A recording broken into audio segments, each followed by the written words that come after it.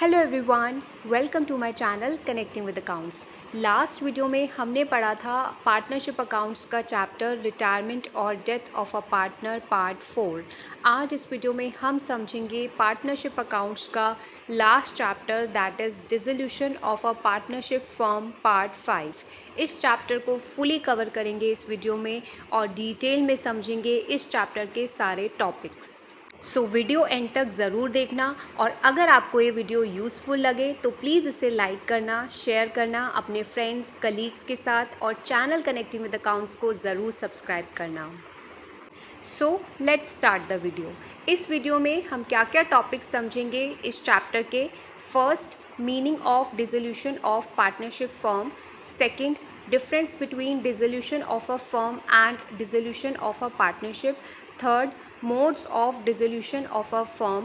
Fourth, procedure for settlement of accounts, section 48. Fifth, treatment of firm's debts and private debts, section 49. Sixth, accounting treatment on dissolution of a firm. And seventh, difference between revaluation account and realization account. इन सभी topics को हम one by one detail में समझेंगे इस वीडियो में। Let's understand the first topic of this chapter, meaning of dissolution of partnership firm. Dissolution of partnership firm क्या होता है? इसका मतलब जब फर्म का बिजनेस डिसकंटिन्यू हो जाता है, क्लोज हो जाता है और सभी पार्टनर्स के बीच में जो रिलेशनशिप होता है वो भी ख़त्म हो जाता है, उस प्रोसेस को कहते हैं dissolution of a partnership firm. As per Indian partnership act 1932, dissolution of firm is the dissolution of partnership among all partners in the firm. Firm का डिसोल्यूशन का मतलब है सभी पार्टनर्स के बीच में उनकी पार्टनरशिप भी डिसॉल्व हो रही है, डिसकंटिन्यू हो रही है फर्म में। Dissolution of a partnership firm का सिंपल मीनिंग है termination of the partnership firm and it's business. Partnership firm और उसके बिजनेस का क्लोज होना। एक पार्टनरशिप फर्म को कैसे डिसॉल्व किया जा सकता है? या तो सभी पार्टनर्स म्यूचुअली एग्री करके वॉलेंट्रली फर्म को डिसॉल्व कर सकते हैं या फिर फर्म को कंपल्सरीली भी डिसॉल्व किया जा सकता है by the order of court. जब कोर्ट ऑफ लॉ ऑर्डर करती है पार्टनरशिप फर्म को डिसॉल्व करने का, उसके बिजनेस को डिसकंटिन्यू करने का। जब पार्टनरशिप फर्म को डिसॉल्व किया जाता है, डिसकंटिन्यू किया जाता है, उस टाइम पर फर्म के सारे एसेट्स को बेचा जाता है और सारी फर्म की लायबिलिटीज़ को पे किया जाता है। कोई भी अगर बैलेंस अमाउंट बचता है तो उसे पार्टनर्स के बीच में डिस्ट्रीब्यूट कर दिया जाता है उनके अकाउंट्स को सेटल करने के लिए। अगर कोई शॉर्टफॉल या डेफिशिएंसी होती है फर्म की आउटसाइड लायबिलिटीज़ को पे करने में डिसोल्यूशन के टाइम पर, तो उस शॉर्टफॉल और डेफिशिएंसी को पार्टनर्स मीट करते हैं अपने पर्सनल एसेट्स में से पे करके। सो ये था first topic, meaning of dissolution of partnership firm. अब हम समझेंगे second topic of this chapter, difference between dissolution of a firm and dissolution of a partnership. Dissolution of a firm and dissolution of a partnership क्या है और इनमें क्या differences है? Dissolution of a firm and dissolution of a partnership एक दूसरे से अलग है। डिसोल्यूशन ऑफ अ फर्म का मतलब है कंप्लीट क्लोजर और end of the firms business. जब पार्टनरशिप फर्म का बिजनेस पूरी तरीके से बंद हो जाता है उसे कहते हैं dissolution of a firm. Whereas dissolution of a partnership का मतलब है जब पार्टनर्स के बीच में सिर्फ रिलेशनशिप चेंज होता है लेकिन फर्म अपना बिजनेस कंटिन्यू रखती है। डिसोल्यूशन ऑफ अ फर्म एक कॉम्प्रिहेंसिव प्रोसेस है जिसमें फर्म के साथ साथ पार्टनरशिप भी डिसॉल्व हो जाती है सभी पार्टनर्स के बीच में। यहाँ पर फर्म के एंटायर बिजनेस को टर्मिनेट करना पड़ता है जिसमें फर्म के बुक्स ऑफ अकाउंट्स को भी क्लोज करना पड़ता है। Whereas dissolution of a partnership एक स्पेसिफिक प्रोसेस है जिसमें पार्टनरशिप फर्म को रीस्ट्रक्चर किया जाता है और इसमें फर्म के बुक्स ऑफ अकाउंट्स को क्लोज नहीं किया जाता क्योंकि फर्म यहाँ पर अपना बिजनेस कंटिन्यू रखती है। एक फर्म को डिसॉल्व किया जा सकता है due to mutual agreement, expiration of partnership term, insolvency of partners और इलीगल एक्टिविटीज़ ऑफ बिजनेस। जब पार्टनर्स आपस में म्यूचुअली एग्री कर ले फर्म को डिज़ोल्व करने का और उसके बिज़नेस को डिसकंटिन्यू करने का, उस केस में फर्म को डिज़ोल्व किया जा सकता है। जब पार्टनरशिप टर्म का एक्सपायरी आ जाता है, पार्टनरशिप का टर्म ख़त्म हो जाता है, उस केस में भी फर्म को डिज़ोल्व करना पड़ता है। इंसॉल्वेंसी ऑफ पार्टनर्स, जब पार्टनर्स इंसॉल्वेंट हो जाते हैं, बैंकरप्ट हो जाते हैं और वो फर्म की लायबिलिटीज़ को पे नहीं कर सकते, उस केस में फर्म को डिज़ोल्व करना पड़ सकता है। और इलीगल एक्टिविटीज़ ऑफ बिजनेस, अगर पार्टनरशिप फर्म ऐसे बिजनेस में इन्वॉल्व है जो इलीगल है, उस केस में कोर्ट ऑर्डर कर सकती है पार्टनरशिप फर्म को डिज़ोल्व करने का। वेयरएस एक पार्टनरशिप को डिज़ोल्व किया जा सकता है due to reconstitution of partnership such as admission of a new partner, retirement और death of an existing partner. जब कोई नया पार्टनर फर्म में एडमिट होता है या फिर कोई एग्जिस्टिंग पार्टनर रिटायर होता है, उसकी डेथ होती है, उस केस में पार्टनरशिप को रिकॉन्स्टिट्यूट और रीस्ट्रक्चर किया जाता है, जिसकी वजह से पार्टनर्स के बीच में रिलेशनशिप चेंज हो जाता है। डिसोल्यूशन ऑफ अ फर्म के टाइम पर जब फर्म अपने बुक्स ऑफ अकाउंट्स को क्लोज करती है, उस टाइम पर फर्म के सभी एसेट्स को बेचा जाता है, सभी लायबिलिटीज़ को पे किया जाता है एंड सभी पार्टनर्स के अकाउंट्स को सेटल किया जाता है। Whereas dissolution of a partnership के टाइम पर पार्टनरशिप एग्रीमेंट चेंज हो जाता है पार्टनर्स के बीच में, जिसमें ओल्ड पार्टनरशिप एग्रीमेंट ख़त्म हो जाता है और उसकी जगह पर एक नया पार्टनरशिप एग्रीमेंट आता है। और इस केस में एसेट्स को रीवैल्यू किया जाता है एंड लायबिलिटीज़ को रीअसेस किया जाता है, ताकि वो करंट मार्केट वैल्यूज़ को रिफ्लेक्ट कर सके बैलेंस शीट में और फर्म की ट्रू फाइनेंशियल पोजीशन को बता सके। सो ये थे differences between dissolution of a firm and dissolution of a partnership. और इस चैप्टर में हम पढ़ रहे हैं डिसोल्यूशन ऑफ अ फर्म, जिसमें पार्टनरशिप फर्म अपने बिजनेस को डिसकंटिन्यू कर रही है फर्म के बुक्स ऑफ अकाउंट्स को परमानेंटली क्लोज करके। अब हम समझेंगे third topic of this chapter, modes of dissolution of a firm.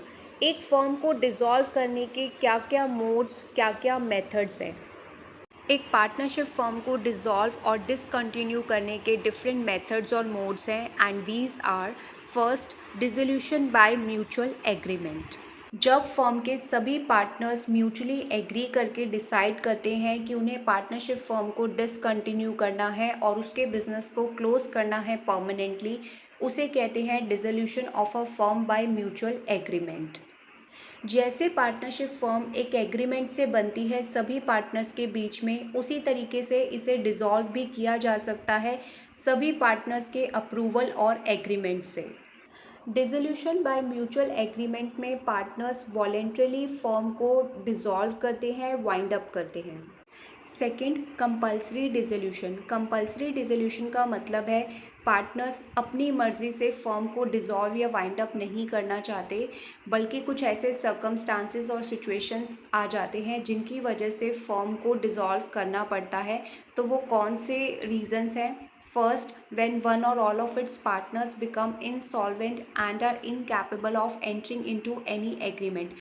जब एक या फिर सारे पार्टनर्स इंसॉल्वेंट और बैंकरप्ट हो जाते हैं, उनके पास मनी नहीं होता कि वो फर्म की लायबिलिटीज़ को पे कर सके और फर्म के बिजनेस को कैरी कर सके, या फिर वो किसी एग्रीमेंट में एंटर करने के लिए इनकैपेबल और इनकॉम्पिटेंट होते हैं, उस केस में फर्म को कंपल्सरीली डिसॉल्व करना पड़ता है।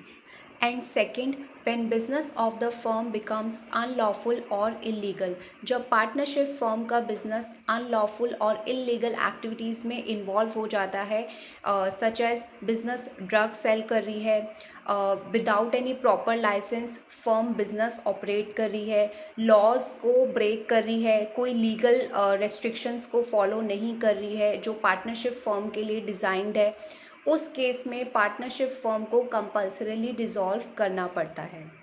Third, dissolution by notice. जब पार्टनरशिप एट विल होती है, उस केस में फर्म को कोई भी पार्टनर डिसॉल्व कर सकता है बाकी पार्टनर्स को एक रिटर्न नोटिस देकर कि वो फर्म को डिसॉल्व करना चाहता है, डिसकंटिन्यू करना चाहता है। पार्टनरशिप एट विल वो पार्टनरशिप बिजनेस है जिसमें पार्टनरशिप एग्रीमेंट का कोई फिक्स्ड एंड डेट नहीं होता। यहाँ पर पार्टनर्स अपनी मर्ज़ी से जब चाहे तब तक बिजनेस को कैरी कर सकते हैं और जब चाहे कोई भी पार्टनर इस पार्टनरशिप को डिसॉल्व भी कर सकता है बाकी पार्टनर्स को एक नोटिस देकर रिटर्न में। Fourth, dissolution due to a certain event. एक फर्म कुछ इवेंट्स और सर्कमस्टांसेस की हैपनिंग पर भी डिसॉल्व हो सकती है। वो कौन कौन से इवेंट्स हैं? First, on expiry of the term of partnership agreement. जब पार्टनरशिप एग्रीमेंट का टर्म एंड ड्यूरेशन एक्सपायर हो जाता है। फॉर एग्जांपल, एक पार्टनरशिप फॉर्म हुई थी जिसमें पार्टनरशिप एग्रीमेंट था पार्टनर्स के बीच में 5 ईयर्स का। वो 5 ईयर्स पार्टनर्स ने कंप्लीट कर लिए। अब चाहे तो वो पार्टनर्स उस पार्टनरशिप एग्रीमेंट को रिन्यू करा सकते हैं या फिर फर्म को डिसॉल्व कर सकते हैं। वो पार्टनर्स के ऊपर डिपेंड करता है। Second, on completion of the reason for which the firm was established. जिस रीज़न और ऑब्जेक्टिव के लिए पार्टनरशिप फर्म बनी थी वो रीज़न जब कंप्लीट हो जाता है उसके बाद फर्म को डिसॉल्व किया जा सकता है। Third, on death of a partner. जब पार्टनरशिप फर्म में कोई मेन पार्टनर या फिर सभी पार्टनर्स की डेथ हो जाती है उस केस में फर्म को डिसॉल्व करना पड़ता है और उसके बिजनेस को डिसकंटिन्यू करना पड़ता है। And fourth, on insolvency of any partner. जब कोई भी पार्टनर पार्टनरशिप फर्म में इंसॉल्वेंट हो जाता है, उसके पास मनी नहीं होता कि वो अपनी लायबिलिटीज़ को पे कर सके, पार्टनरशिप फर्म में कंट्रीब्यूट कर सके, उस केस में भी पार्टनरशिप फर्म को डिसॉल्व किया जा सकता है। Fifth, dissolution by court. एक फर्म को कोर्ट के ऑर्डर पर भी डिसॉल्व किया जा सकता है जब फर्म का कोई पार्टनर एप्लीकेशन फाइल करता है कोर्ट में फर्म को डिसॉल्व करने के लिए। वो कौन से रीजंस है जब कोर्ट ऑर्डर करती है फर्म को डिसॉल्व करने के लिए? First, when a partner becomes mentally unstable और पर्सन ऑफ अनसाउंड माइंड। जब कोई पार्टनर मेंटली अनस्टेबल हो जाता है और वो फर्म में डिसीजन नहीं ले सकता, एज अ पार्टनर वर्क नहीं कर सकता। Second, when a partner is incapable of fulfilling his duties and responsibilities of the firm। जब कोई पार्टनर इनकैपेबल हो जाता है, इनकॉम्पिटेंट हो जाता है अपनी ड्यूटीज़ और रिस्पॉन्सिबिलिटीज़ को फुलफ़िल करने के लिए फर्म में। Third, when a partner is found guilty of misconduct. जब कोई पार्टनर पार्टनरशिप फर्म में फ्रॉड करता है और वो गिल्टी होता है उस मिसकंडक्ट के लिए। Fourth, when a partner breaches the partnership agreement persistently. जब कोई पार्टनर पार्टनरशिप एग्रीमेंट को बार बार तोड़ता है, वॉयलेट करता है rules and regulations. Fifth, when court thinks that the firm is incapable of generating any profits in future and finds the dissolution of the firm justified। जब court को लगता है firm losses में है एंड उसके पास बहुत सारा डेट है और वो फ्यूचर में प्रॉफिट्स जनरेट नहीं कर सकती और फर्म के डिसोल्यूशन को जस्टिफाइड मानता है। देयरफॉर इन रीजंस की वजह से कोर्ट ऑफ लॉ फर्म को ऑर्डर करती है कंपल्सरीली डिसॉल्व करने का। सो ये था third topic, modes of dissolution of a firm. अब हम समझेंगे fourth topic of this chapter, procedure for settlement of accounts, section 48। Dissolution of a firm के टाइम पर अकाउंट्स को सेटल करने का क्या प्रोसीजर है उसे हम समझेंगे as per section 48 of the Indian partnership act 1932। इस सेक्शन के अकॉर्डिंग फर्म के डिसोल्यूशन के टाइम पर अकाउंट्स को कैसे सेटल किया जाता है। First, treatment of losses. Losses को कैसे ट्रीट किया जाता है डिसोल्यूशन के टाइम पर? As per section 48 sub section A of the Indian partnership act 1932, the amount of losses including the deficiencies of capital R paid first out of profits, then out of capital, and lastly, if required, needs to be paid by the partners individually in their profit sharing ratio। इस section के according जो भी firm के losses होंगे उसमें partners की capital deficiency भी आ गई, उन्हें सबसे पहले तो प्रॉफिट्स में से पे किया जाएगा। अगर कोई अमाउंट बचता है उसके बाद उसे कैपिटल में से पे किया जाएगा और उसके बाद भी अगर कोई अमाउंट बचता है तो उसे पार्टनर्स इंडिविजुअली पे करते हैं अपने प्रॉफिट शेयरिंग रेशियो में। Second, application of assets. Assets को कहाँ कहाँ पर अप्लाई और यूज़ किया जाता है फर्म के डिसोल्यूशन के टाइम पर? As per section 48 subsection B of the Indian Partnership Act 1932, the amount of sale of assets of the firm, including the amount contributed by partners to make deficiency of capital, is used in the following order. Dissolution के time पर जब firm अपने assets को cell करती है और उससे जो अमाउंट आता है इंक्लूडिंग द अमाउंट जो पार्टनर्स कंट्रीब्यूट करते हैं अपनी कैपिटल की डेफिशिएंसी को फुलफ़िल करने के लिए, उस अमाउंट को किस ऑर्डर के अंदर यूटिलाइज करते हैं। First, to pay firm's debts to third parties. सबसे पहले फर्म की जो थर्ड पार्टीज़ लाइबिलिटीज़ होती हैं, डेट होता है, उन्हें पे किया जाता है। सेकंड, टू पे the loan advances of the partners. अगर पार्टनर्स फर्म को लोन देते हैं तो उसके बाद उस लोन एडवांस को पे किया जाता है पार्टनर को। Third, to return the balance of capital accounts of partners. इसके बाद पार्टनर्स के कैपिटल अकाउंट्स को सेटल किया जाता है उनके कैपिटल अकाउंट्स बैलेंसेस को पे कर। And fourth, if the amount remains, to distribute it among the partners in their profit sharing ratio.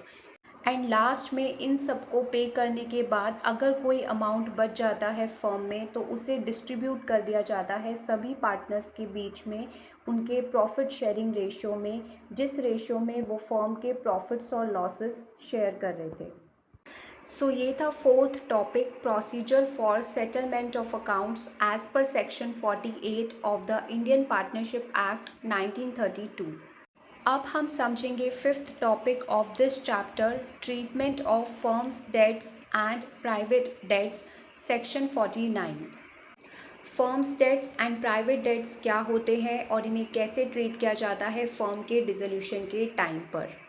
Firms dates वो डेट्स और लाइबिलिटीज़ है जो फर्म को पे करनी है आउटसाइडर्स को, एंड इसके लिए सभी पार्टनर्स जॉइंटली लाइबल होते हैं। फॉर एग्जांपल, फर्म ने लोन लिया बैंक से बिजनेस के लिए, फर्म के creditors, bills payable etcetera. Whereas private debts वो डेट्स और लाइबिलिटीज़ है जो पार्टनर ने ली है अपने पर्सनल यूज़ के लिए किसी और पर्सन से, और इस प्राइवेट डेट को पे करने के लिए सिर्फ वही पार्टनर पर्सनली लाइबल होगा और रिस्पॉन्सिबल होगा। फॉर एग्जांपल, पार्टनर ने होम लोन लिया है बैंक से, क्रेडिट कार्ड लिया है बैंक से पर्सनल यूज़ के लिए etcetera. Dissolution of a firm के टाइम पर जब फर्म वाइंड अप होती है उस टाइम पर firm's debts and private debts को कैसे ट्रीट करते हैं, ये स्पेसिफाइड है under section 49 of the Indian partnership act 1932, जिसमें फॉलोइंग प्रोविजंस अप्लाई होते हैं। First, firm's property is applied first towards payment of firm's debts, and then the surplus left, if any, is applied towards payment of partners' private debts to the extent the concerned partner is entitled to the share in surplus। जो भी firm की property या assets होंगे उन्हें सबसे पहले use किया जाएगा फर्म के डेट्स को पे करने के लिए। उसके बाद अगर कोई सरप्लस बचेगा तो उसे यूज़ किया जाएगा पार्टनर्स के प्राइवेट डेट्स को पे करने के लिए उस एक्सटेंट तक जिस एक्सटेंट तक उस पार्टनर का शेयर होगा उस सरप्लस में। Second, private property of each partner is applied first towards payment of his private debts, and surplus left, if any, is applied towards payment of firm's debts। Her partner की जो private property होती है उसे सबसे पहले तो use किया जाता है उसके प्राइवेट डेट्स को पे करने के लिए, और बाद में अगर कोई सरप्लस बचता है तो उसे यूज़ किया जाता है फर्म के डेट्स को पे करने के लिए। सो फर्म्स डेट्स फर्म्स की लाइबिलिटीज़ को रिप्रेजेंट करते हैं जिसको पे करने के लिए सभी पार्टनर्स जॉइंटली लाइबल होते हैं, वेरेस प्राइवेट डेट्स पार्टनर्स की पर्सनल लाइबिलिटीज़ को रिप्रेजेंट करते हैं जिन्हें पे करने के लिए सिर्फ वही पार्टनर रिस्पॉन्सिबल होता है जिसने वो डेट लिया है। सो ये था fifth topic, treatment of firm's debts and private debts, section 49। अब हम समझेंगे sixth topic of this chapter, accounting treatment on dissolution of a firm. Dissolution of a firm के टाइम पर फर्म के बुक्स ऑफ अकाउंट्स को close करना पड़ता है, जिसके लिए फर्म के सभी एसेट्स को बेचा जाता है, लाइबिलिटीज़ को पे किया जाता है, और अगर कोई बैलेंस अमाउंट बचता है तो उसे सभी पार्टनर्स के बीच में डिस्ट्रीब्यूट कर दिया जाता है उनके प्रॉफिट शेयरिंग रेशियो में। अगर कोई डेफिशिएंसी या शॉर्टफॉल होती है फर्म की लायबिलिटीज़ को पे करने में, तो उस शॉर्टफॉल को सभी पार्टनर्स मीट करते हैं अपने प्रॉफिट शेयरिंग रेशियो में अपने पर्सनल एसेट्स में से। अब हम समझेंगे डिसोल्यूशन ऑफ अ फर्म का क्या प्रोसेस है और इसे कैसे कंप्लीट किया जाता है। तो फॉलोइंग अकाउंट्स फर्म की बुक्स में ओपन किए जाते हैं फर्म के डिसोल्यूशन के टाइम पर। First, realisation account. Second, partners loan account. Third, partners capital accounts. And fourth, bank और कैश अकाउंट। ये सभी अकाउंट्स क्या हैं और इन्हें कैसे प्रिपेयर करते हैं, इन्हें हम समझेंगे वन बाय वन डिटेल में एग्जाम्पल्स की हेल्प से। First is realisation account. Realisation account एक नॉमिनल अकाउंट है जो डिसोल्यूशन ऑफ अ फर्म के टाइम पर ओपन किया जाता है फर्म की बुक्स ऑफ अकाउंट्स में। नॉमिनल अकाउंट वो अकाउंट है जो बिजनेस के फाइनेंशियल ट्रांजैक्शंस को रिकॉर्ड करता है और सारे इनकम्स और गेन्स एंड एक्सपेंसेस और लॉसेस को शो करता है। जब फर्म एसेट्स को रियलाइज़ करती है एंड लायबिलिटीज़ को पे करती है, उसके बाद जो प्रॉफिट या लॉस आता है फर्म के पास, उसे रियलाइजेशन अकाउंट में शो किया जाता है। इस अकाउंट को कैसे प्रिपेयर किया जाता है? First, transferring all assets except cash और bank account to the debit side of the account. इस अकाउंट की डेबिट साइड पर सारे एसेट्स को ट्रांसफ़र किया जाता है जिन्हें फर्म रियलाइज़ कर रहा है, एक्सेप्ट कैश और bank account. Second, transferring all liabilities except partners loan account and partners capital accounts to the credit side of the account। इस अकाउंट की क्रेडिट साइड पर बिजनेस की सारी लाइबिलिटीज़ को ट्रांसफ़र किया जाता है जो फर्म पे कर रही है डिसोल्यूशन के टाइम पर, partners loan account and partners capital accounts को छोड़कर। Third, amount realised on sale of assets is credited to the account. जो भी अमाउंट फर्म रियलाइज़ करती है एसेट्स को सेल कर कर रिसीव करती है, उसे इस अकाउंट की क्रेडिट साइड पर शो किया जाता है क्योंकि वो बिजनेस के लिए इनकम है, गेन है। Fourth, liabilities paid are debited to the account. और जो भी लाइबिलिटीज़ फर्म पे करती है डिसोल्यूशन के टाइम पर, उसे इस अकाउंट में डेबिट किया जाता है क्योंकि वो बिजनेस के लिए एक्सपेंस है और लॉस है। And fifth, expenses incurred by firm on dissolution are debited to the account. जो भी एक्सपेंसेस फर्म इंकर्ड करती है डिसोल्यूशन के टाइम पर, उसे भी इस अकाउंट में डेबिट किया जाता है। सारी ट्रांजैक्शंस को रिकॉर्ड करने के बाद जो बैलेंस बचता है इस अकाउंट में, वो या तो प्रॉफिट होता है या फिर लॉस होता है, जिसे ट्रांसफ़र किया जाता है सभी पार्टनर्स के कैपिटल अकाउंट्स में उनके प्रॉफिट शेयरिंग रेशियो में। इस अकाउंट में cash account, bank account, partners loan account and partners capital accounts को शो नहीं करते क्योंकि इन अकाउंट्स को सेपरेटली प्रिपेयर किया जाता है फर्म के डिसोल्यूशन के टाइम पर। अब हम समझेंगे रियलाइजेशन अकाउंट में क्या जर्नल एंट्रीज पास की जाती है। First, for closing the assets accounts. सबसे पहले एसेट्स अकाउंट्स को क्लोज किया जाता है जिसमें all assets except cash in hand और balance at bank are transfer to the realisation account at their book values. यहाँ पर सभी एसेट्स कैश इन हैंड और बैलेंस एंड बैंक को छोड़कर रियलाइजेशन अकाउंट में ट्रांसफ़र कर दिए जाते हैं उनकी बुक वैल्यूज़ पर। क्योंकि एसेट्स का डेबिट बैलेंस होता है, तो कंसर्न्ड एसेट्स अकाउंट्स को क्लोज करने के लिए हमें उसे क्रेडिट करना पड़ेगा इस अकाउंट में, जिसके लिए जर्नल एंट्री पास की जाती है realisation account debit to assets account credit. Assets like debtors, stock, goodwill, land and building, plant and machinery et cetera. Realisation account में एसेट्स को क्लोज करने के लिए रियलाइजेशन अकाउंट को डेबिट किया जाता है एंड कंसर्न्ड एसेट्स अकाउंट को क्रेडिट किया जाता है एसेट्स की बुक वैल्यू से। अब यहाँ पर कुछ इम्पॉर्टेंट नोट्स हैं जो हमें ध्यान रखने हैं जब हम एसेट्स अकाउंट्स को क्लोज करेंगे और ट्रांसफ़र करेंगे रियलाइजेशन अकाउंट में। First, when an asset is transferred to realization account, its corresponding provision or reserve appearing on liability side of balance sheet is also transferred to realization account। जब भी कोई asset realisation account में transfer किया जाता है firm के dissolution के time पर, जो उसका कॉरस्पॉन्डिंग प्रोविज़न और रिज़र्व होता है जिसे कंपनी या फर्म क्रिएट करती है उस एसेट के लिए, जिसे लायबिलिटी साइड पर शो करते हैं बैलेंस शीट की, उसे भी रियलाइजेशन अकाउंट में ट्रांसफ़र किया जाता है। For example, debtors of rupees 45,000 after provision for doubtful debts of rupees 5,000 appear in balance sheet. Balance sheet में डेटर्स दिए हुए हैं 45,000 रुपीज़, जिसमें से provision for doubtful dates already deducted हैं 5,000 रुपीज़ के। तो इनके लिए क्या जर्नल एंट्रीज पास करेंगे जब रियलाइजेशन अकाउंट प्रिपेयर करेंगे? इस केस में जो एसेट होगा उसे तो क्रेडिट करेंगे रियलाइजेशन अकाउंट में एसेट्स की बुक वैल्यू से, और जो उसके अगेंस्ट प्रोविज़न और रिज़र्व होगा उसे डेबिट करेंगे रियलाइजेशन अकाउंट में प्रोविज़न और रिज़र्व के अमाउंट से। यहाँ पर डेटर्स की बुक वैल्यू है 50,000 रुपीज़, क्योंकि जो 45,000 रुपीज़ गिवन है वो 5,000 रुपीज़ के प्रोविज़न फॉर डाउटफुल डेट्स को माइनस करके गिवन है। सो यहाँ पर जर्नल एंट्रीज पास करेंगे realisation account debit 50,000 rupees to debtors account credit 50,000 rupees, and provision for doubtful debts के लिए जर्नल एंट्री पास करेंगे provision for doubtful debts account debit 5,000 rupees to realisation account credit 5,000 rupees. So assets को close करने के लिए realisation account को debit करते हैं और उसके कॉरस्पॉन्डिंग और रिजर्व को क्लोज करने के लिए रियलाइजेशन अकाउंट को क्रेडिट करते हैं eight the time of dissolution of firm.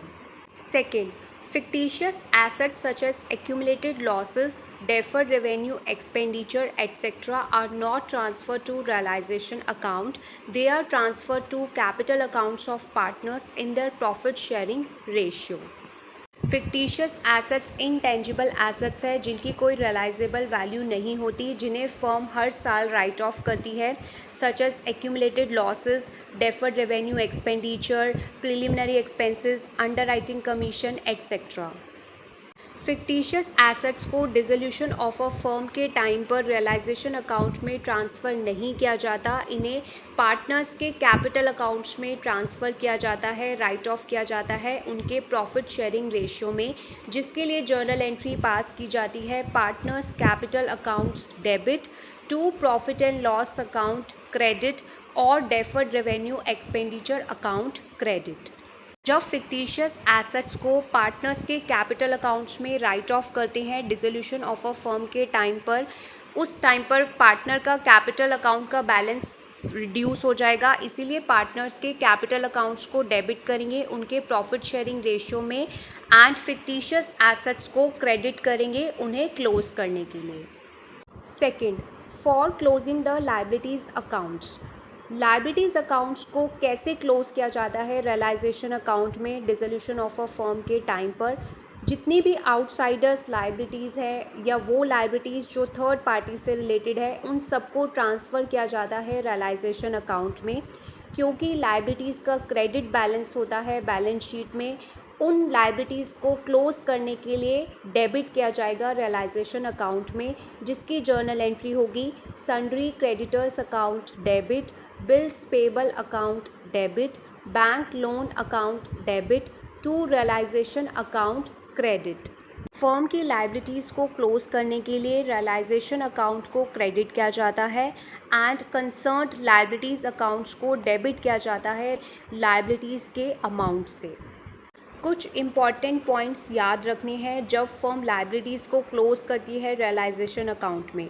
First, liabilities to third parties do not include accumulated profits such as reserves, credit balance of profit and loss account.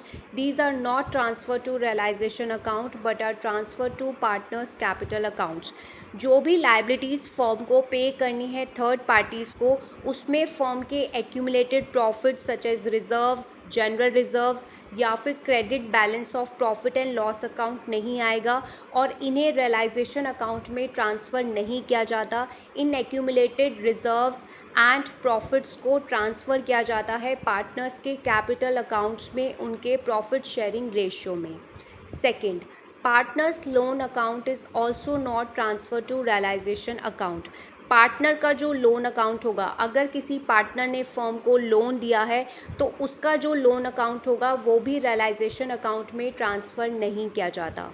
Third, liabilities due to partners, that is capital and current accounts, are not transferred to realization account. जो भी liabilities due होगी partners को, that is उनके capital और current accounts में, उन्हें भी realisation account में ट्रांसफ़र नहीं किया जाता। उनके लिए फर्म सेपरेट अकाउंट्स प्रिपेयर करती है। सो लाइबिलिटीज़ अकाउंट्स को क्लोज करने के लिए फर्म सारी थर्ड पार्टी लाइबिलिटीज़ और आउटसाइडर्स लाइबिलिटीज़ को ट्रांसफ़र करेगी रियलाइजेशन अकाउंट में डेबिट करके। Third, for realisation of assets whether recorded और अनरिकॉर्डेड। जब हम एसेट्स को रियलाइज़ करते हैं, सेल करते हैं, तो उसे कैसे शो करते हैं रियलाइजेशन अकाउंट में? First, when assets are sold for cash. जब एसेट्स को कैश पर सेल किया जाता है उस केस में जर्नल एंट्री होती है कैश और bank account debit to realisation account credit. क्योंकि फर्म के पास मनी आएगा कैश और बैंक की फॉर्म में, इसीलिए कैश और बैंक अकाउंट को डेबिट करेंगे एंड रियलाइजेशन अकाउंट को क्रेडिट करेंगे, क्योंकि फर्म की इनकम और गेन इंक्रीज होगा। Second, when an asset is taken by a partner. जब कोई एसेट पार्टनर ले लेता है उस केस में क्या जर्नल एंट्री पास करते हैं? Concerned partners capital account debit to realisation account credit. जिस पार्टनर ने फर्म का एसेट लिया है उस पार्टनर के कैपिटल अकाउंट को डेबिट करेंगे, क्योंकि फर्म की लायबिलिटी कम हो गई उस पार्टनर के कैपिटल के टुवर्ड्स, एंड रियलाइजेशन अकाउंट को क्रेडिट करेंगे। Third, when assets are given to any creditors for payment of his dues. जब फर्म क्रेडिटर्स का अमाउंट सेटल करने के लिए उन्हें एसेट्स दे देती है उस केस में कोई जर्नल एंट्री पास नहीं होती। जब फर्म एसेट्स को रियलाइज़ करती है, सेल करती है, उस टाइम पर रियलाइजेशन अकाउंट को क्रेडिट करते हैं। Fourth, for settlement of liabilities whether recorded और अनरिकॉर्डेड। जब फर्म लाइबिलिटीज़ को पे कर देती है, सेटल कर देती है डिसोल्यूशन के टाइम पर, उसे कैसे शो करते हैं रियलाइजेशन अकाउंट में? First, on payment of liabilities. जब लाइबिलिटीज़ की पेमेंट कर देती है फर्म उस टाइम पर जर्नल एंट्री होती है realisation account debit to cash और bank account credit. Realisation account को डेबिट करेंगे क्योंकि फर्म के लिए वो लाइबिलिटी एक्सपेंस थी, लॉस थी, इसीलिए उसे डेबिट करेंगे। एंड कैश और बैंक अकाउंट को क्रेडिट करेंगे क्योंकि फर्म से मनी बाहर जा रहा है कैश और बैंक की फॉर्म में, फर्म का एसेट रिड्यूस हो रहा है।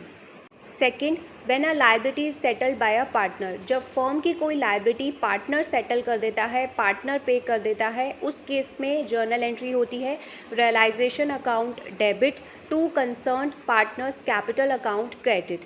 रियलाइजेशन अकाउंट को तो डेबिट करेंगे क्योंकि फर्म के लिए वो एक्सपेंस है, लॉस है, और कंसर्न्ड पार्टनर्स के कैपिटल अकाउंट को क्रेडिट करेंगे क्योंकि उस पार्टनर ने लाइबिलिटी पे करी है फर्म के बिहाफ पर, तो अब फर्म की लाइबिलिटी इंक्रीज हो गई टुवर्ड्स दैट पार्टनर, इसीलिए उस कंसर्न पार्टनर्स के कैपिटल अकाउंट को क्रेडिट करेंगे उस लाइबिलिटी के अमाउंट से जो पार्टनर ने सेटल करी है फर्म के बिहाफ पर। जब फर्म डिसोल्यूशन के टाइम पर लाइबिलिटीज़ को सेटल करती है, पे करती है, उस टाइम पर रियलाइजेशन अकाउंट को डेबिट करते हैं। Fifth, for realisation expenses.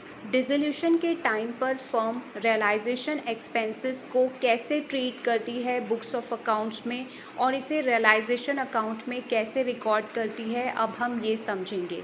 Realisation expenses और डिसोल्यूशन एक्सपेंसेस वो एक्सपेंसेस हैं, वो खर्चे हैं जो फर्म इनकर करती है डिसोल्यूशन और लिक्विडेशन के टाइम पर जब फर्म बंद होने वाली होती है।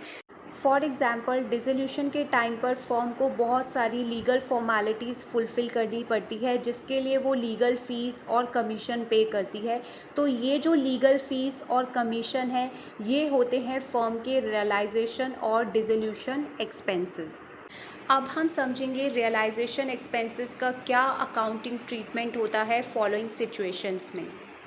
First situation, when realisation expenses are borne and paid by the firm, जब रियलाइजेशन एक्सपेंसेस को फर्म ही बियर करती है और पे करती है, उस केस में जर्नल एंट्री पास की जाती है realisation account debit to cash और बैंक अकाउंट क्रेडिट। यहाँ पर हम रियलाइजेशन अकाउंट को डेबिट करेंगे क्योंकि अकाउंटिंग के अंदर सारे एक्सपेंसेस को डेबिट करते हैं एंड फर्म से मनी बाहर जा रहा है कैश और बैंक की फॉर्म में, एसेट कम हो रहा है, इसीलिए हम यहाँ पर कैश और बैंक अकाउंट को क्रेडिट करेंगे। Second situation, when realization expenses are borne by the firm but paid by the partner, जब realization expenses फर्म को बियर करने होते हैं लेकिन उसे पे पार्टनर कर देता है, उस केस में जर्नल एंट्री पास करते हैं realisation account debit to concerned partners capital account credit. ये फर्म के लिए एक्सपेंसेस है और अकाउंटिंग में सभी एक्सपेंसेस को डेबिट करते हैं, इसीलिए यहाँ पर रियलाइजेशन अकाउंट को डेबिट करेंगे।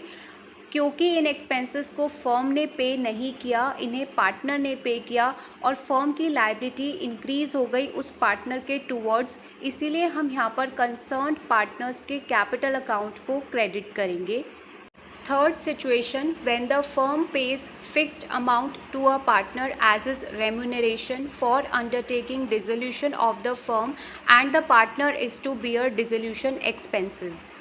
जब फर्म पार्टनर को एक फिक्स्ड अमाउंट दे देती है as a salary dissolution work को कैरी आउट करने के लिए फर्म में और पार्टनर को डिसोल्यूशन एक्सपेंसेस को बेयर करना पड़ता है, उस केस में क्या जर्नल एंट्रीज पास की जाती है। First, for amount payable to the partner, जो भी अमाउंट पार्टनर को पे करेगी फर्म, उसके लिए जर्नल एंट्री पास की जाती है realisation account debit to concerned partners capital account credit.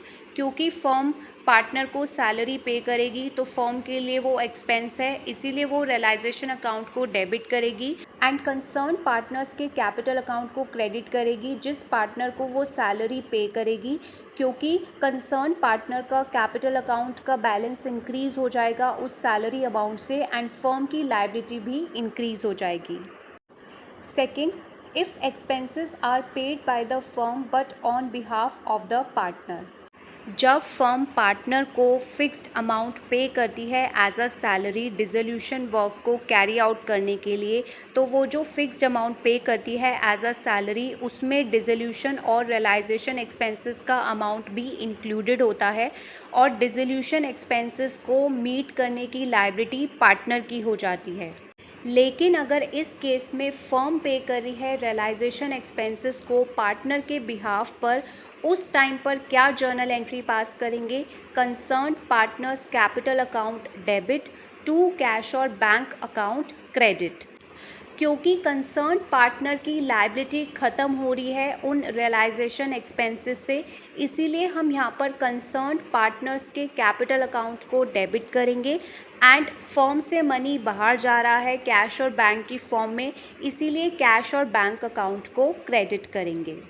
One important thing to note, if realization expenses are paid by the partner himself, no entry is passed for actual expenses incurred by him. अगर realisation expenses यहाँ पर partner खुद पे करता, उस case में कोई journal entry पास नहीं की जाती जो भी वो एक्चुअल एक्सपेंसेस इनकर करता डिसोल्यूशन के टाइम पर। देयरफॉर थर्ड सिचुएशन में जब फर्म पार्टनर को पे करती है फिक्स्ड अमाउंट डिसोल्यूशन वर्क को कैरी आउट करने के लिए और पार्टनर को बियर करने पड़ते हैं डिसोल्यूशन एक्सपेंसेस, इसका मतलब फर्म जो पार्टनर को सैलरी दे रही है उसमें डिसोल्यूशन एक्सपेंसेस भी इंक्लूडेड है। अब वो पार्टनर की लायबिलिटी है डिसोल्यूशन एक्सपेंसेस को पे करने की। इस सिचुएशन में फॉलोइंग जर्नल एंट्रीज पास की जाती है। सबसे पहले रेम्यूनरेशन को ड्यू किया जाता है जिसकी जर्नल एंट्री होती है realisation account debit to concerned partners capital account credit.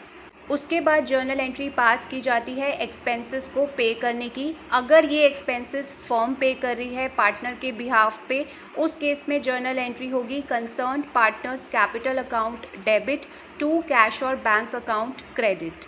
And अगर ये रियलाइजेशन एक्सपेंसेस फर्म पे नहीं कर रही है, पार्टनर खुद से पे कर रहा है, उस केस में कोई जर्नल एंट्री पास नहीं होती जो भी पार्टनर एक्चुअल एक्सपेंसेस इनकर करता है डिसोल्यूशन के लिए।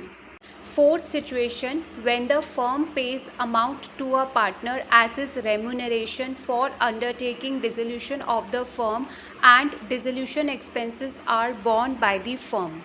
इट मीन्स यहाँ पर फर्म पार्टनर को सैलरी भी दे रही है डिसोल्यूशन ऑफ द फर्म के वर्क को कैरी आउट करने के लिए एंड डिसोल्यूशन एक्सपेंसेस को भी मीट कर रही है। इस केस में क्या जर्नल एंट्रीज पास की जाती है?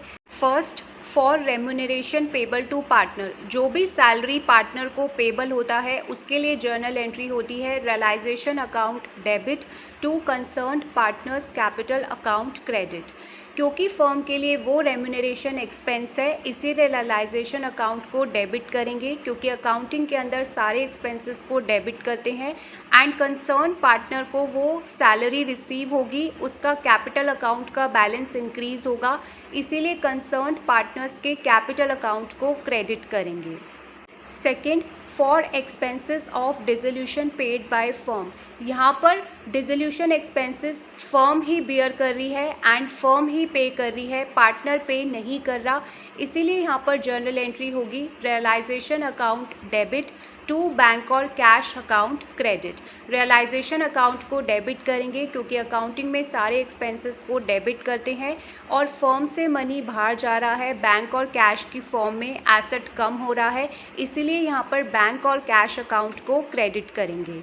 देयरफॉर फोर्थ सिचुएशन में जब फर्म पार्टनर को एक अमाउंट पे करती है as remuneration for taking dissolution work और डिसोल्यूशन एक्सपेंसेस को भी फर्म को ही बियर करना पड़ता है, उस केस में फर्म कंसर्न पार्टनर को रेम्यूनरेशन भी पे करेगी और रियलाइजेशन एक्सपेंसेस की पेमेंट भी करेगी, जिसके लिए जर्नल एंट्रीज पास की जाएंगी। सबसे पहले तो रेम्यूनरेशन के अमाउंट को ड्यू किया जाएगा जिसकी जर्नल एंट्री होगी realisation account debit to concern partners capital account credit, और जब फर्म डिसोल्यूशन एक्सपेंसेस को पे करेगी उस केस में जर्नल एंट्री पास की जाएगी realisation account debit to bank और cash account credit. One important thing to note, अगर क्वेश्चन में कुछ भी मेंशन नहीं है कि रियलाइजेशन एक्सपेंसेस को कैसे ट्रीट किया जा रहा है डिसोल्यूशन के टाइम पर, उसमें हम अज्यूम करेंगे कि फर्म इस लाइबिलिटी को मीट कर रही है और रियलाइजेशन एक्सपेंसेस को पे कर रही है, जिसके लिए जर्नल एंट्री होगी realisation account debit to bank और कैश अकाउंट क्रेडिट। तो ये थी फिफ्थ एडजस्टमेंट रियलाइजेशन एक्सपेंसेस को लेकर। जब भी क्वेश्चन में रियलाइजेशन एक्सपेंसेस गिवन होंगे डिसोल्यूशन ऑफ अ फर्म के टाइम पर, उस टाइम पर सबसे पहले चेक करना है कि डिसोल्यूशन एक्सपेंसेस और रियलाइजेशन एक्सपेंसेस कौन पे कर रहा है, फर्म पे कर रही है या पार्टनर पे कर रहा है, और उसके अकॉर्डिंग जर्नल एंट्री पास की जाएगी फर्म के बुक्स ऑफ अकाउंट्स में। Sixth, for closing the realisation account, सारी ट्रांजैक्शंस को रिकॉर्ड करने के बाद फर्म रियलाइजेशन अकाउंट को क्लोज कर देती है। रियलाइजेशन अकाउंट में बैलेंस या तो प्रॉफिट आता है या फिर लॉस। अगर इस अकाउंट की क्रेडिट साइड का टोटल ज़्यादा होगा उसकी डेबिट साइड की टोटल से, तो प्रॉफिट होगा रियलाइजेशन अकाउंट में, और अगर इस अकाउंट की डेबिट साइड का टोटल ज़्यादा होगा उसकी क्रेडिट साइड के टोटल से, तो इस अकाउंट में लॉस होगा।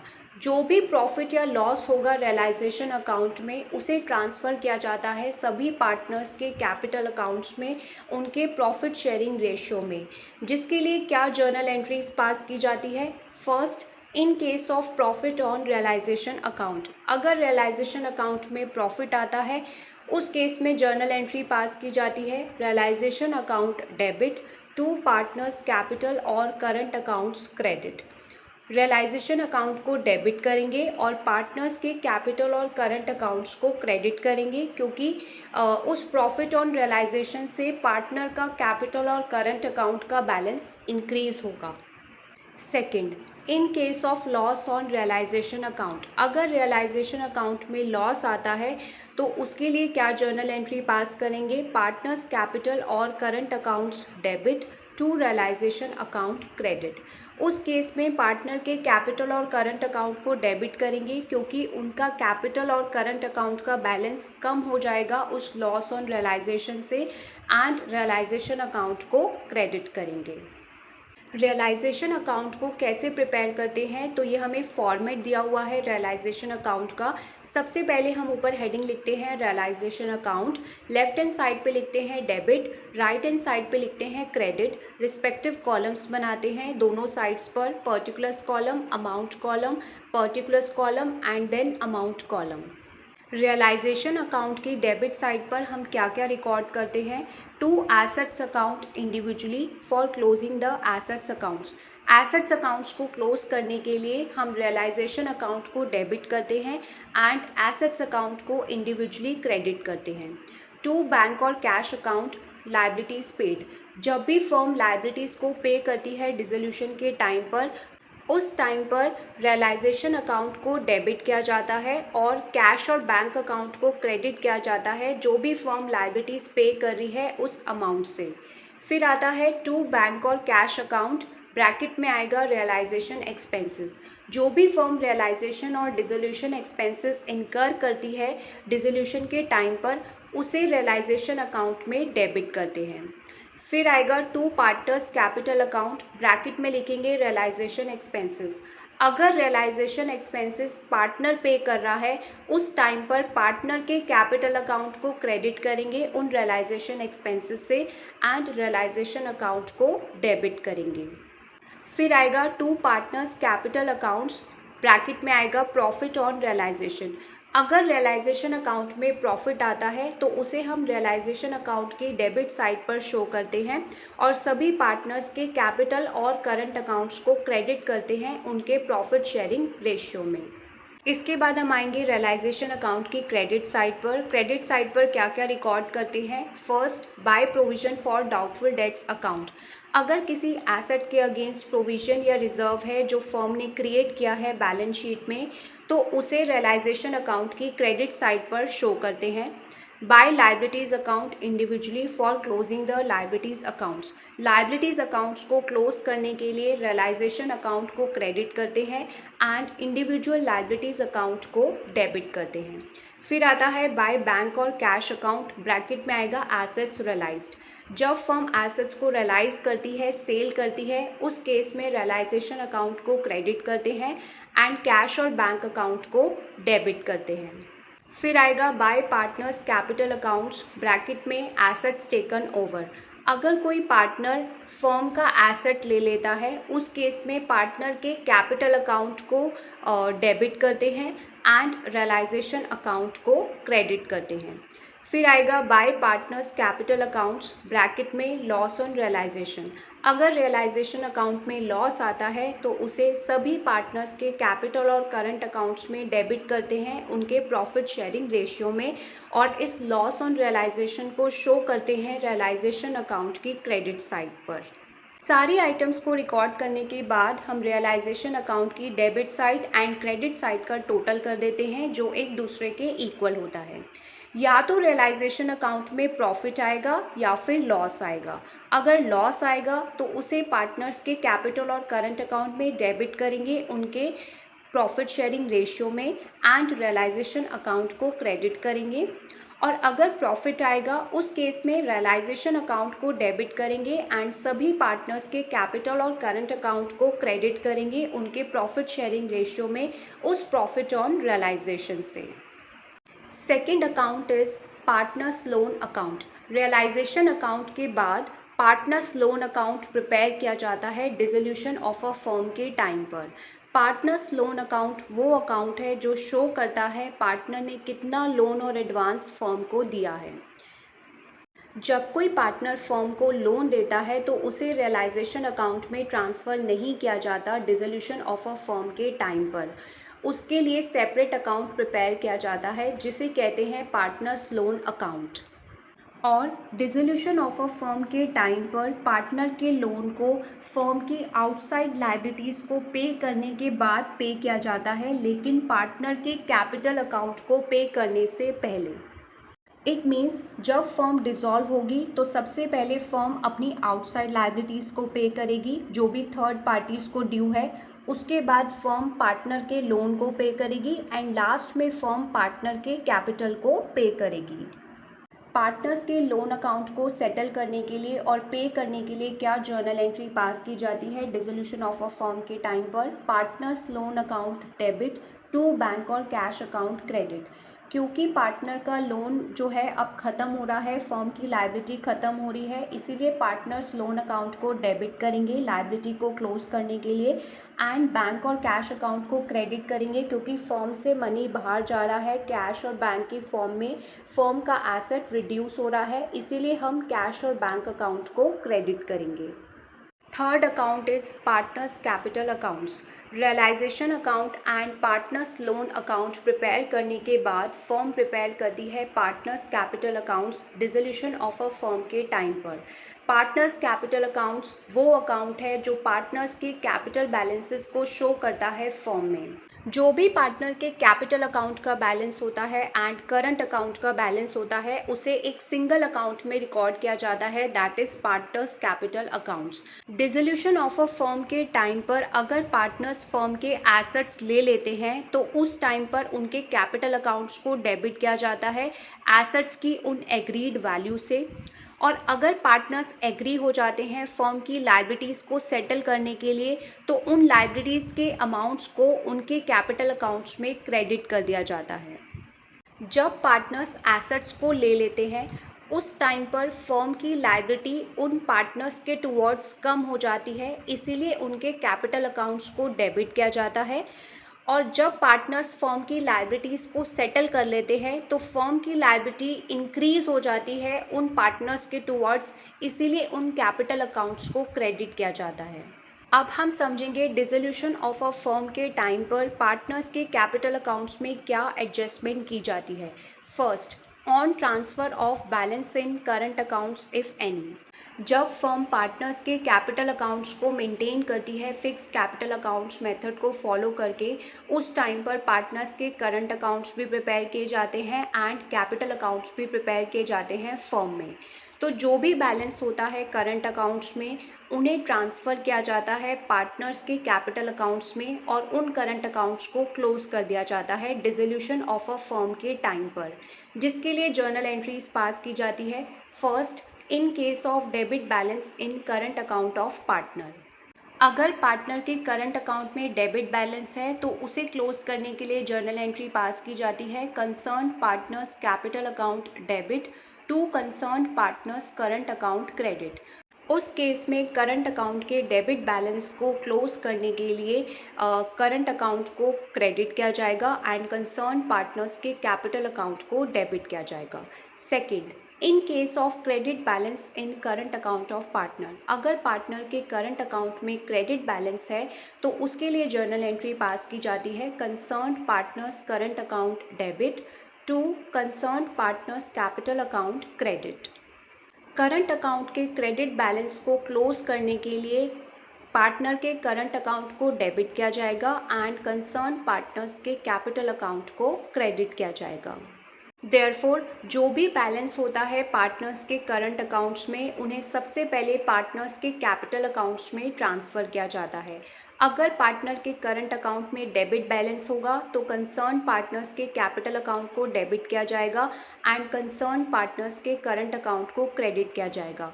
और अगर पार्टनर के करंट अकाउंट में क्रेडिट बैलेंस होगा तो कंसर्न पार्टनर्स के करंट अकाउंट को डेबिट किया जाएगा एंड कंसर्न पार्टनर्स के कैपिटल अकाउंट को क्रेडिट किया जाएगा। Second, on transfer of undistributed profits and reserves.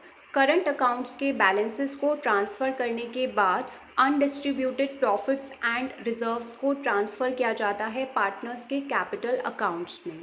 जो भी फर्म के रिजर्व्स होंगे सच एज जनरल रिजर्व और अनडिस्ट्रीब्यूटेड प्रॉफिट्स और profit and loss credit balance, उन्हें क्रेडिट किया जाता है पार्टनर्स के कैपिटल अकाउंट्स में उनके प्रॉफिट शेयरिंग रेशियो में, जिसके लिए जर्नल एंट्री पास की जाती है profit and loss account debit general reserve account debit to partners capital accounts credit in profit sharing ratio. Balance sheet में रिजर्व्स एंड अनडिस्ट्रीब्यूटेड प्रॉफिट्स का बैलेंस होता है क्रेडिट, तो उन्हें क्लोज करने के लिए अब करना पड़ेगा डेबिट। इसीलिए यहाँ पर profit and loss account and general reserve account को डेबिट किया जाता है। एंड इन रिजर्व्स और अनडिस्ट्रीब्यूटेड प्रॉफिट से पार्टनर्स के कैपिटल अकाउंट का बैलेंस इंक्रीज होगा, इसीलिए पार्टनर्स के कैपिटल अकाउंट्स को क्रेडिट किया जाता है उनके प्रॉफिट शेयरिंग रेशियो में। One important thing to note, अगर फर्म की बैलेंस शीट में एक्यूमुलेटेड लॉसेस है डिसोल्यूशन ऑफ अ फर्म के टाइम पर, या फिर प्रॉफिट एंड लॉस अकाउंट में डेबिट बैलेंस है, तो उसके लिए क्या जर्नल एंट्री पास की जाती है? Partners capital accounts debit in profit sharing ratio two profit and loss account credit. Accumulated losses का बैलेंस होता है डेबिट, उसे क्लोज करने के लिए हम यहाँ पर करेंगे क्रेडिट, इसीलिए प्रॉफिट एंड लॉस अकाउंट को क्रेडिट करेंगे। और इन एक्यूमुलेटेड लॉसेस को जब हम पार्टनर्स के कैपिटल अकाउंट्स में राइट ऑफ करेंगे तो उनका कैपिटल अकाउंट्स का बैलेंस कम हो जाएगा, इसीलिए हम यहाँ पर पार्टनर्स के कैपिटल अकाउंट्स को डेबिट करेंगे उनके प्रॉफिट शेयरिंग रेशियो में। Third, on transfer of realisation profit और लॉस, जो भी रियलाइजेशन अकाउंट में प्रॉफिट या लॉस आता है उसे हम पार्टनर्स के कैपिटल अकाउंट्स में ट्रांसफ़र करते हैं उनके प्रॉफिट शेयरिंग रेशियो में। अगर रियलाइजेशन प्रॉफिट होगा तो उसे क्रेडिट करेंगे पार्टनर्स के कैपिटल अकाउंट्स में, एंड अगर रियलाइजेशन लॉस होगा तो उसे डेबिट करेंगे पार्टनर्स के कैपिटल अकाउंट्स में उनके प्रॉफिट शेयरिंग रेशियो में, जिसके लिए जर्नल एंट्रीज पास की जाती है। फर्स्ट, ऑन रियलाइजेशन प्रॉफिट, अगर रियलाइजेशन पर प्रॉफिट होगा तो एंट्री होगी realisation account debit to partners capital accounts credit. Profit on realisation से पार्टनर का कैपिटल अकाउंट बैलेंस इंक्रीज हो जाएगा, इसीलिए हम पार्टनर्स के कैपिटल अकाउंट्स को क्रेडिट करेंगे उनके प्रॉफिट शेयरिंग रेशियो में एंड रियलाइजेशन अकाउंट को डेबिट करेंगे। सेकंड, ऑन रियलाइजेशन लॉस, अगर लॉस आता है रियलाइजेशन अकाउंट में उस केस में जर्नल एंट्री होगी partners capital accounts debit to realisation account credit. इस लॉस ऑन रियलाइजेशन से पार्टनर के कैपिटल अकाउंट का बैलेंस रिड्यूस हो जाएगा, इसीलिए हम पार्टनर्स के कैपिटल अकाउंट्स को डेबिट करेंगे उनके प्रॉफिट शेयरिंग रेशियो में एंड रियलाइजेशन अकाउंट को क्रेडिट करेंगे। Fourth, for final settlement with partners, current account balances, reserves and accumulated profits or losses, realization profit और loss, इन सबको पार्टनर्स के कैपिटल अकाउंट्स में ट्रांसफ़र करने के बाद हम पार्टनर्स के कैपिटल अकाउंट्स में फाइनल सेटलमेंट करते हैं।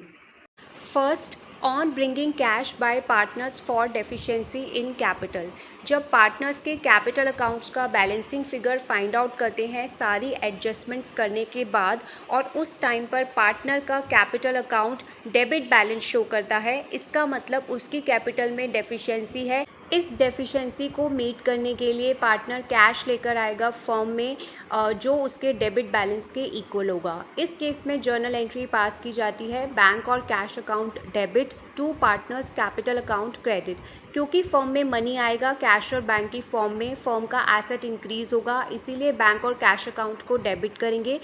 और जो पार्टनर्स के कैपिटल अकाउंट में डेबिट बैलेंस था अब वो ख़त्म हो जाएगा, तो उसको क्लोज करने के लिए हम पार्टनर्स के कैपिटल अकाउंट को क्रेडिट करेंगे। Second, on payment to partners और closing the partners capital accounts, जब फर्म पार्टनर्स के कैपिटल अकाउंट्स को क्लोज करती है सारी एडजस्टमेंट्स करने के बाद और बैलेंसिंग फिगर को फाइंड आउट करती है और उस टाइम पर पार्टनर के कैपिटल अकाउंट में क्रेडिट बैलेंस होता है, इसका मतलब इतना अमाउंट ड्यू है जो फर्म पे करेगी पार्टनर को कैश में, जिसके लिए जर्नल एंट्री पास की जाती है partners capital account debit to bank और कैश अकाउंट क्रेडिट। यहाँ पर फर्म की लायबिलिटी ख़त्म हो रही है टुवर्ड्स पार्टनर, इसीलिए पार्टनर्स के कैपिटल अकाउंट को डेबिट करेंगे एंड फर्म में से मनी बाहर जा रहा है कैश और बैंक की फॉर्म में, फर्म का एसेट रिड्यूस हो रहा है, इसीलिए यहाँ पर बैंक और कैश अकाउंट को क्रेडिट करेंगे।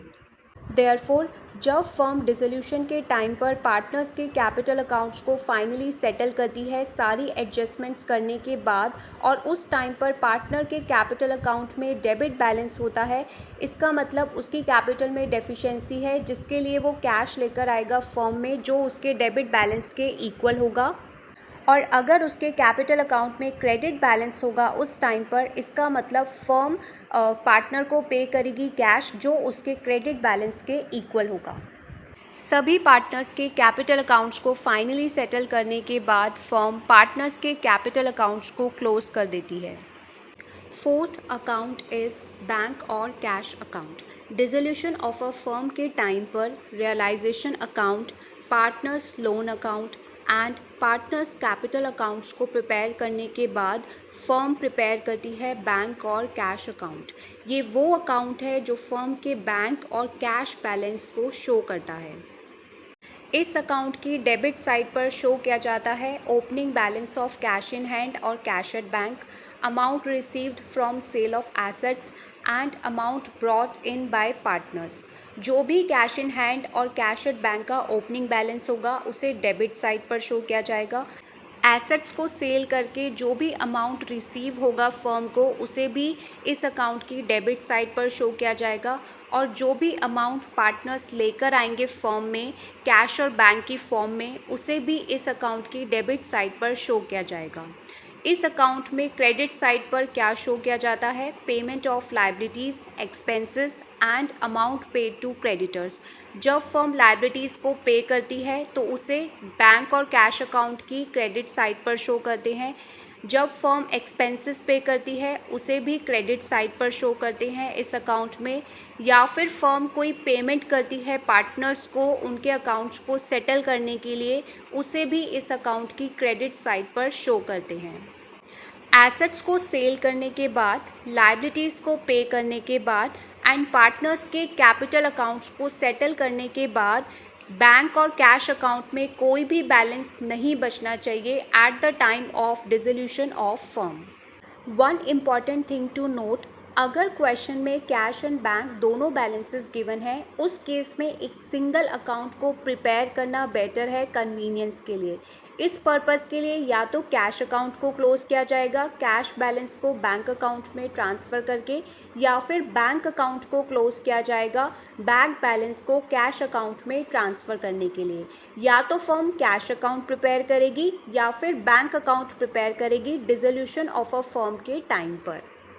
डिसोल्यूशन के टाइम पर फर्म क्या अकाउंटिंग ट्रीटमेंट करती है अपने बुक्स ऑफ अकाउंट्स को क्लोज करने के लिए, इसे हम समझते हैं एग्जाम्पल्स की हेल्प से। Example 1, A and B partners हैं, शेयर कर रहे हैं profits and losses in the ratio of 3:1। उन्होंने डिसाइड किया कि वो फर्म को डिसॉल्व करेंगे और इसका बिजनेस डिसकंटिन्यू करेंगे। पास करनी है necessary journal entries in the books of firm for the following transactions eight the time of dissolution of firm. Following transactions के लिए जर्नल एंट्रीज पास करनी है फर्म की बुक्स में डिसोल्यूशन ऑफ फर्म के टाइम पर। First, an unrecorded asset realised at ₹25,000। एक unrecorded asset है, उसे फर्म ने सेल किया है ₹25,000 पर। Second, stock of ₹20,000 was taken by partner A. ₹20,000 का स्टॉक था जो पार्टनर ए ने ले लिया फर्म से। Third, creditors were paid ₹30,000। Creditors को पेमेंट दी है ₹30,000 की। Fourth, B is to bear realization expenses for which he will get ₹1,900. The actual expenses paid by B were ₹1,500. B को realization expenses bear करने हैं जिसके लिए फर्म उसे पे कर रही है ₹1,900। पार्टनर बी ने एक्चुअल एक्सपेंसेस पे करे हैं ₹1,500 के। फिफ्थ, जनरल रिजर्व का बैलेंस है ₹10,000 का on the date of dissolution. And sixth, profit on realization of ₹40,000 is to be distributed between partners A and B in ratio of 3:1। realization पर profit है ₹40,000 का जिसे पार्टनर A and B के बीच में डिस्ट्रीब्यूट करना है उनके प्रॉफिट शेयरिंग रेशियो में, दैट इज़ 3:1। जर्नल एंट्रीज़ को रिकॉर्ड करने के लिए बनाएंगे जर्नल का फॉर्मेट। ऊपर हेडिंग लिखेंगे जर्नल, रिस्पेक्टिव कॉलम्स बनाएंगे, date column, particulars column, ledger folio column, debit column and then credit column. First transaction के लिए जर्नल एंट्री पास करेंगे and unrecorded asset realised at ₹25,000। Firm जो है एक एसेट को सेल कर रही है 25,000 रुपीज़ पर, जो पहले रिकॉर्ड नहीं था फर्म के बुक्स ऑफ अकाउंट्स में। इसके लिए जर्नल एंट्री होगी bank account debit 25,000 rupees to realisation account credit 25,000 rupees. Bracket में नरेशन आएगी being an unrecorded asset realised. जब भी फर्म एसेट्स को रियलाइज़ करती है डिसोल्यूशन के टाइम पर, तो उसे क्रेडिट करती है रियलाइजेशन अकाउंट में। इसीलिए यहाँ पर रियलाइजेशन अकाउंट क्रेडिट होगा और फर्म को मनी रिसीव होगा बैंक की फॉर्म में, इसीलिए यहाँ पर बैंक अकाउंट को डेबिट किया जाएगा। सेकेंड जर्नल एंट्री पास करेंगे स्टॉक के लिए। 20,000 रुपीज़ का स्टॉक पार्टनर ए ने ले लिया, तो इसमें जर्नल एंट्री होगी as capital account debit 20,000 rupees to realisation account credit 20,000 rupees. Bracket में नरेशन आएगी being the stock taken by A. Partner A ने स्टॉक ले लिया 20,000 रुपीज़ का, दैट मीन्स फर्म की लायबिलिटी पार्टनर ए की तरफ कम हो गई 20,000 रुपीज़ से, इसीलिए ए के कैपिटल अकाउंट को डेबिट करेंगे 20,000 रुपीज़ से एंड रियलाइजेशन अकाउंट को क्रेडिट करेंगे, क्योंकि यहाँ पर एसेट रियलाइज़ हो रहा है, फर्म से बाहर जा रहा है। थर्ड जर्नल एंट्री रिकॉर्ड करेंगे क्रेडिटर्स के लिए। क्रेडिटर्स को पे किया जा रहा है 30,000 रुपीज़, जिसके लिए जर्नल एंट्री होगी realisation account debit 30,000 rupees to bank account credit 30,000 rupees. Bracket में नरेशन आएगी being the payment made to creditors. Dissolution के टाइम पर जब फर्म लायबिलिटीज़ को पे करती है तो उसे रियलाइजेशन अकाउंट में डेबिट करते हैं, क्योंकि फर्म की लायबिलिटीज़ अब ख़त्म हो रही है, इसीलिए यहाँ पर रियलाइजेशन अकाउंट को डेबिट करेंगे और फर्म से मनी बाहर जा रहा है बैंक की फॉर्म में, इसीलिए यहाँ पर बैंक अकाउंट को क्रेडिट करेंगे। फोर्थ जर्नल एंट्री रिकॉर्ड करेंगे रियलाइजेशन एक्सपेंसेस के लिए। Partner B realisation expenses bear कर रहा है, जिसके लिए फर्म उसे 1,900 रुपीज़ पे कर रही है, तो जर्नल एंट्री होगी यहाँ पर realisation account debit 1,900 rupees to B's capital account credit 1,900 rupees. Bracket में नरेशन आएगी being the realisation expenses payable to partner B. Firm के लिए ये रियलाइजेशन एक्सपेंसेस है और सारे एक्सपेंसेस को डेबिट करते हैं अकाउंटिंग में, इसीलिए रियलाइजेशन अकाउंट को डेबिट करेंगे एंड पार्टनर बी के कैपिटल अकाउंट को क्रेडिट करेंगे, क्योंकि यहाँ पर पार्टनर बी रियलाइजेशन एक्सपेंसेस को पे कर रहा है फर्म के बिहाफ पर। इसका मतलब फर्म की लायबिलिटी इंक्रीज़ हो गई है पार्टनर बी के टुवर्ड्स इन रियलाइजेशन एक्सपेंसेस के अमाउंट से।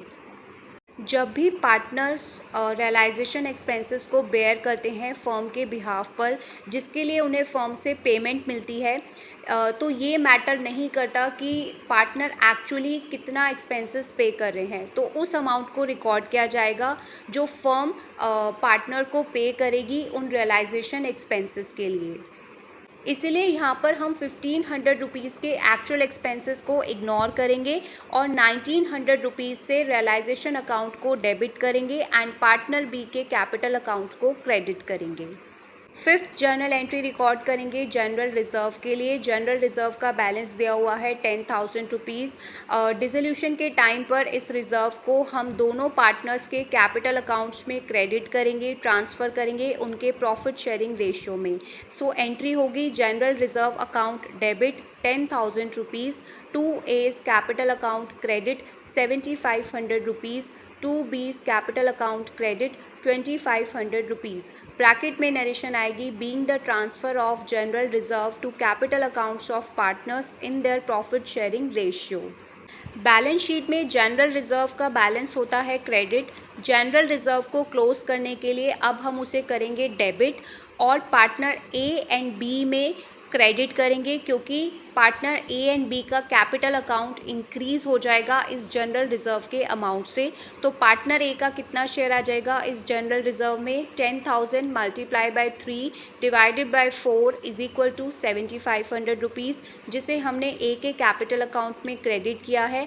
एंड पार्टनर बी का कितना शेयर आ जाएगा इस जनरल रिज़र्व में, 10,000 multiply by 1 divided by 4 is equal to 2,500 rupees, जिसे हमने यहाँ पर बी के कैपिटल अकाउंट में क्रेडिट किया है। सिक्स्थ जर्नल एंट्री पास करेंगे रियलाइजेशन प्रॉफिट के लिए। रियलाइजेशन प्रॉफिट को डिस्ट्रीब्यूट करना है दोनों पार्टनर्स के बीच में उनके प्रॉफिट शेयरिंग रेशियो में, दैट इज़ 3:1 में, जिसके लिए जर्नल एंट्री होगी realisation account debit 40,000 rupees, to A's capital account credit 30,000 rupees, to B's capital account credit 10,000 rupees. Bracket में नरेशन आएगी being the transfer of realisation profit. जब भी realisation account में प्रॉफिट आता है उस केस में रियलाइजेशन अकाउंट को डेबिट करते हैं उस प्रॉफिट के अमाउंट से, एंड पार्टनर्स के कैपिटल अकाउंट को क्रेडिट करते हैं उनके प्रॉफिट शेयरिंग रेशियो में। ए का कितना शेयर आएगा इस रियलाइजेशन प्रॉफिट में? 40,000 multiply by 3 divided by 4 is equal to 30,000 rupees, जिसे हमने ए के कैपिटल अकाउंट में क्रेडिट किया है, एंड बी का शेयर आ जाएगा 40,000 multiply by 1 divided by 4 is equal to 10,000 rupees, जिसे हमने बी के कैपिटल अकाउंट में क्रेडिट किया है। सो ये था फर्स्ट एग्जाम्पल जिसमें हमने समझा डिसोल्यूशन ऑफ अ फर्म के टाइम पर क्या जर्नल एंट्रीज पास की जाती है फर्म के बुक्स ऑफ अकाउंट्स में डिफरेंट ट्रांजैक्शंस के लिए। अब हम समझेंगे example 2। A, B and C are partners sharing profits and losses in ratio of 2:1:1। उनकी बैलेंस शीट दी हुई है as at 31 March 2024। Liability side पर क्या क्या दिया हुआ है? क्रेडिटर्स दिए हुए हैं 50,000 रुपीज़ के, कैपिटल अकाउंट्स के बैलेंसेस दिए हुए हैं ए, बी एंड सी पार्टनर के। ए की कैपिटल है 80,000 रुपीज़, बी की कैपिटल है 80,000 रुपीज़ एंड सी की कैपिटल है 60,000 rupees. Total capital of the firm है 2,20,000 रुपीज़ एंड लाइबिलिटीज साइड का टोटल है 2,70,000 रुपीज़। एसेट साइड पर क्या क्या गिवन है? गुडविल गिवन है 30,000 रुपीज़ की, लैंड एंड बिल्डिंग गिवन है 80,000 रुपीज़ की, प्लांट एंड मशीनरी गिवन है 56,000 रुपीज़ के, कार की वैल्यू गिवन है 54,000 रुपीज़ की, डेटर्स गिवन है 48,000 रुपीज़ के, कैश इन हैंड गिवन है 2,000 रुपीज़ का। एसेट साइड का भी टोटल है 2,70,000 रुपीज़। ऑन 31 मार्च 2024 को फर्म डिज़ोल्व हो रही है, मतलब वाइंड अप हो रही है। एसेट्स को रियलाइज़ किया जा रहा है, गुडविल को सेल किया जा रहा है 20,000 रुपीज़ पे, लैंड एंड बिल्डिंग को सेल किया जा रहा है 1 लाख रुपीज़ पे, प्लांट एंड मशीनरी को सेल किया जा रहा है 50,000 रुपीज़ पे, कार को सेल किया जा रहा है 28,000 रुपीज़ पे, डेटर्स को सेल किया जा रहा है 50% ऑफ द बुक वैल्यू पे। रियलाइजेशन एक्सपेंसेस हैं फर्म के 2,000 रुपीज़। प्रिपेयर करना है realisation account, capital accounts of partners and cash account to close the books of the firm. सबसे पहले हम यहाँ पर बनाएंगे रियलाइजेशन अकाउंट, जिसके लिए बनाएंगे रियलाइजेशन अकाउंट का फॉर्मेट। ऊपर हेडिंग लिखेंगे realisation account, left hand side पे लिखेंगे डेबिट, राइट हैंड साइड पे लिखेंगे क्रेडिट। रिस्पेक्टिव कॉलम्स बनाएंगे दोनों साइड्स पर, particulars column, amount column, particulars column and then amount column.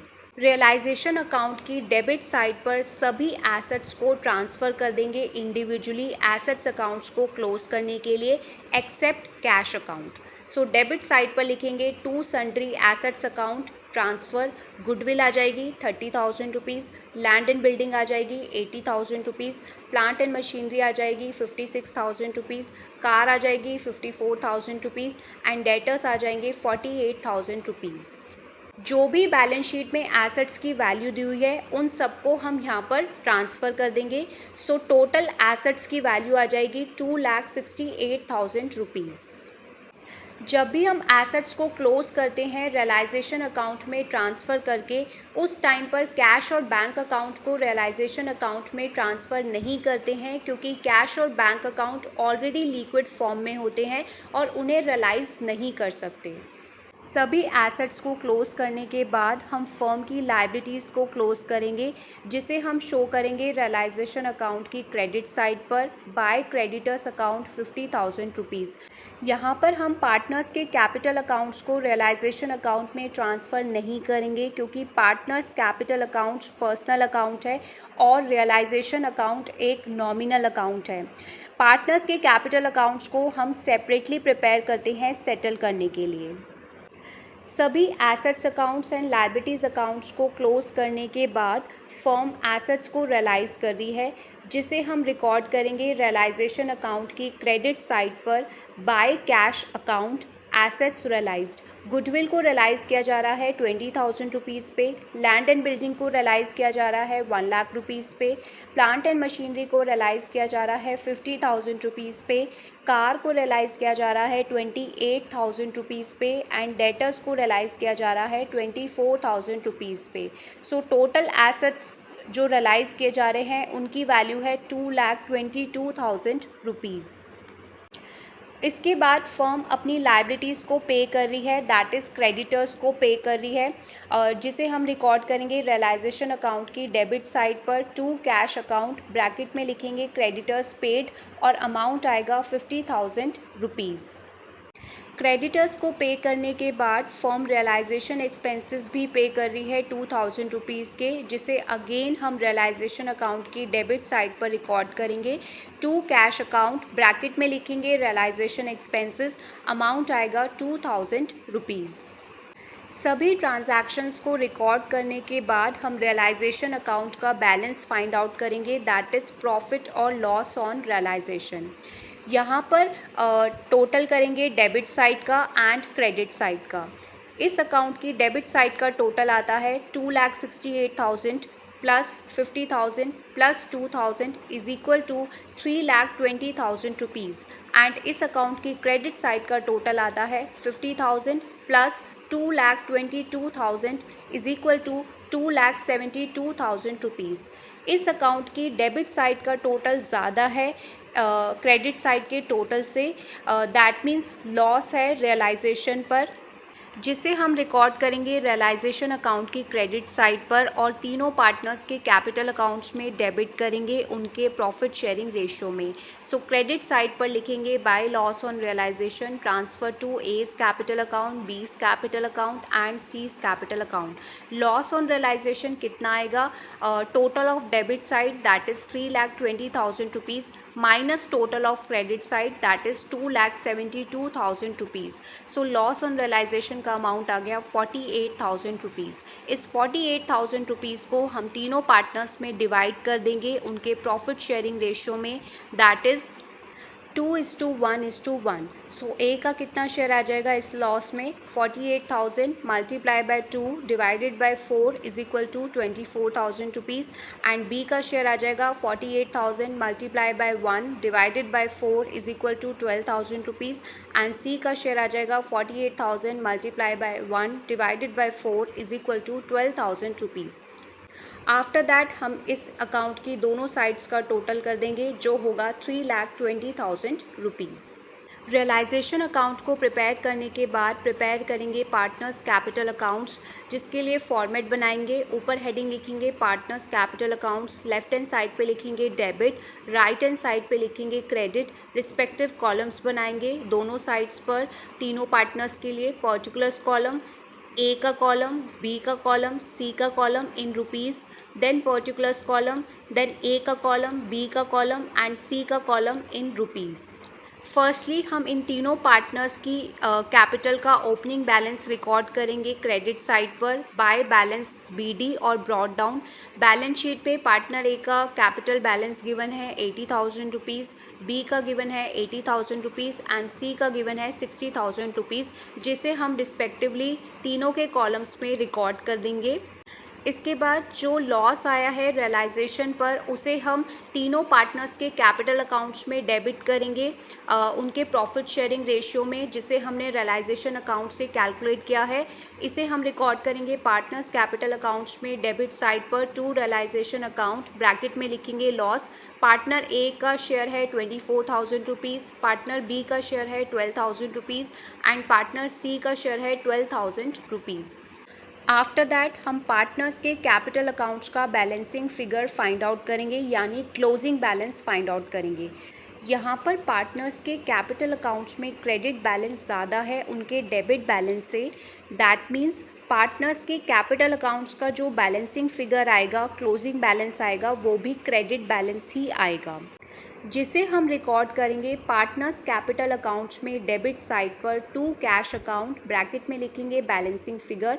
Partner ए का कितना बैलेंस आएगा 80,000 minus 24,000 is equal to 56,000 rupees and partner B का कितना बैलेंस आएगा 80,000 minus 12,000 is equal to 68,000 rupees and partner C का कितना बैलेंस आएगा 60,000 minus 12,000 is equal to 48,000 rupees.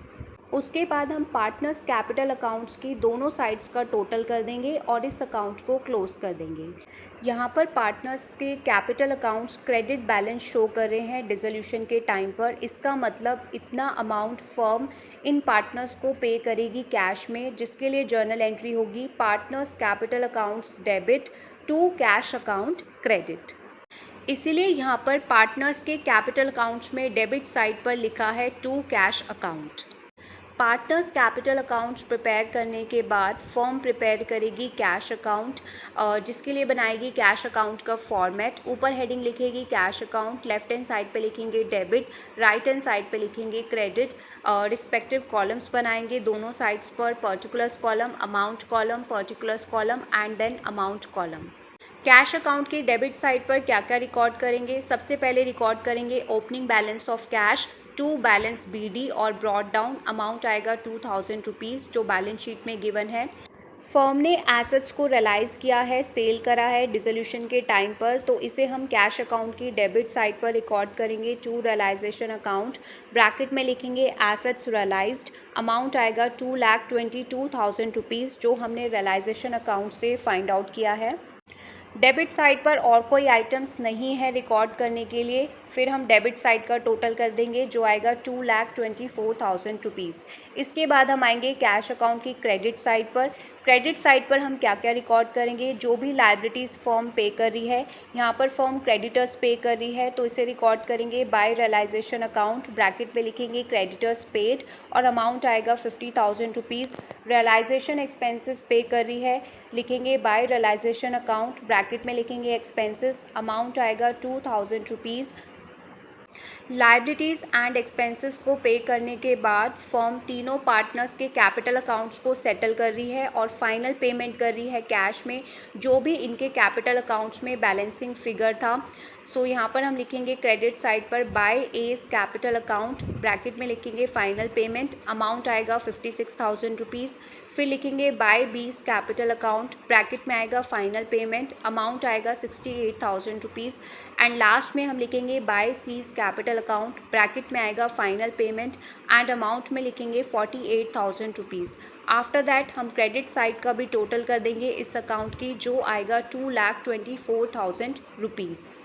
यहाँ पर फर्म ने सारे एसेट्स रियलाइज़ कर लिए, लायबिलिटीज़ पे कर दी एंड पार्टनर्स के कैपिटल अकाउंट्स भी सेटल कर लिए, इसीलिए यहाँ पर कैश अकाउंट में कोई भी बैलेंसिंग फिगर नहीं है। सो ये था सेकंड एग्जाम्पल जिसमें हमने समझा डिसोल्यूशन के टाइम पर firm realisation account, partners capital accounts and cash account को कैसे प्रिपेयर करती है। अब हम समझेंगे example 3। Ram, Mohan and Sohan 3 partners हैं, शेयर कर रहे हैं अपने profits and losses in ratio of 5:3:2। 31 March 2024 को राम की कैपिटल एंड मोहन की कैपिटल दी हुई है। राम की कैपिटल है 90,000 रुपीज़ एंड मोहन की कैपिटल है 60,000 रुपीज़, लेकिन सोहन ने ओ किए हैं 15,000 रुपीज़ टू द फर्म। मतलब सोहन को फर्म को पे करने हैं 15,000 रुपीज़, उसकी कैपिटल का डेबिट बैलेंस है। The creditors were of rupees 60,000। Firm के पास क्रेडिटर्स हैं 60,000 रुपीज़ के। एसेट्स को फर्म रियलाइज़ कर रही है 1,50,000 रुपीज़ पे। प्रिपेयर करना है realisation account, partners capital accounts and bank account. Realisation account को प्रिपेयर करने से पहले यहाँ पर हम वर्किंग नोट्स में सन्ड्री एसेट्स की वैल्यू को कैलकुलेट करेंगे मेमोरेंडम बैलेंस शीट को प्रिपेयर करके। सो यहाँ पर हम वर्किंग नोट्स में बनाएंगे memorandum balance sheet as at 31 March 2024। Balance sheet का फॉर्मेट बनाएंगे liabilities column, amount column, assets column and then amount column. हमें क्रेडिटर्स दिए हुए हैं 60,000 रुपीज़ के। राम एंड मोहन का कैपिटल अकाउंट बैलेंस दिया हुआ है राम का है 90,000 रुपीज़ एंड मोहन का है 60,000 rupees. So total capital of the firm है 1,50,000 रुपीज़। लायबिलिटीज साइड के लिए हमें और कुछ भी इंफॉर्मेशन गिवन नहीं है।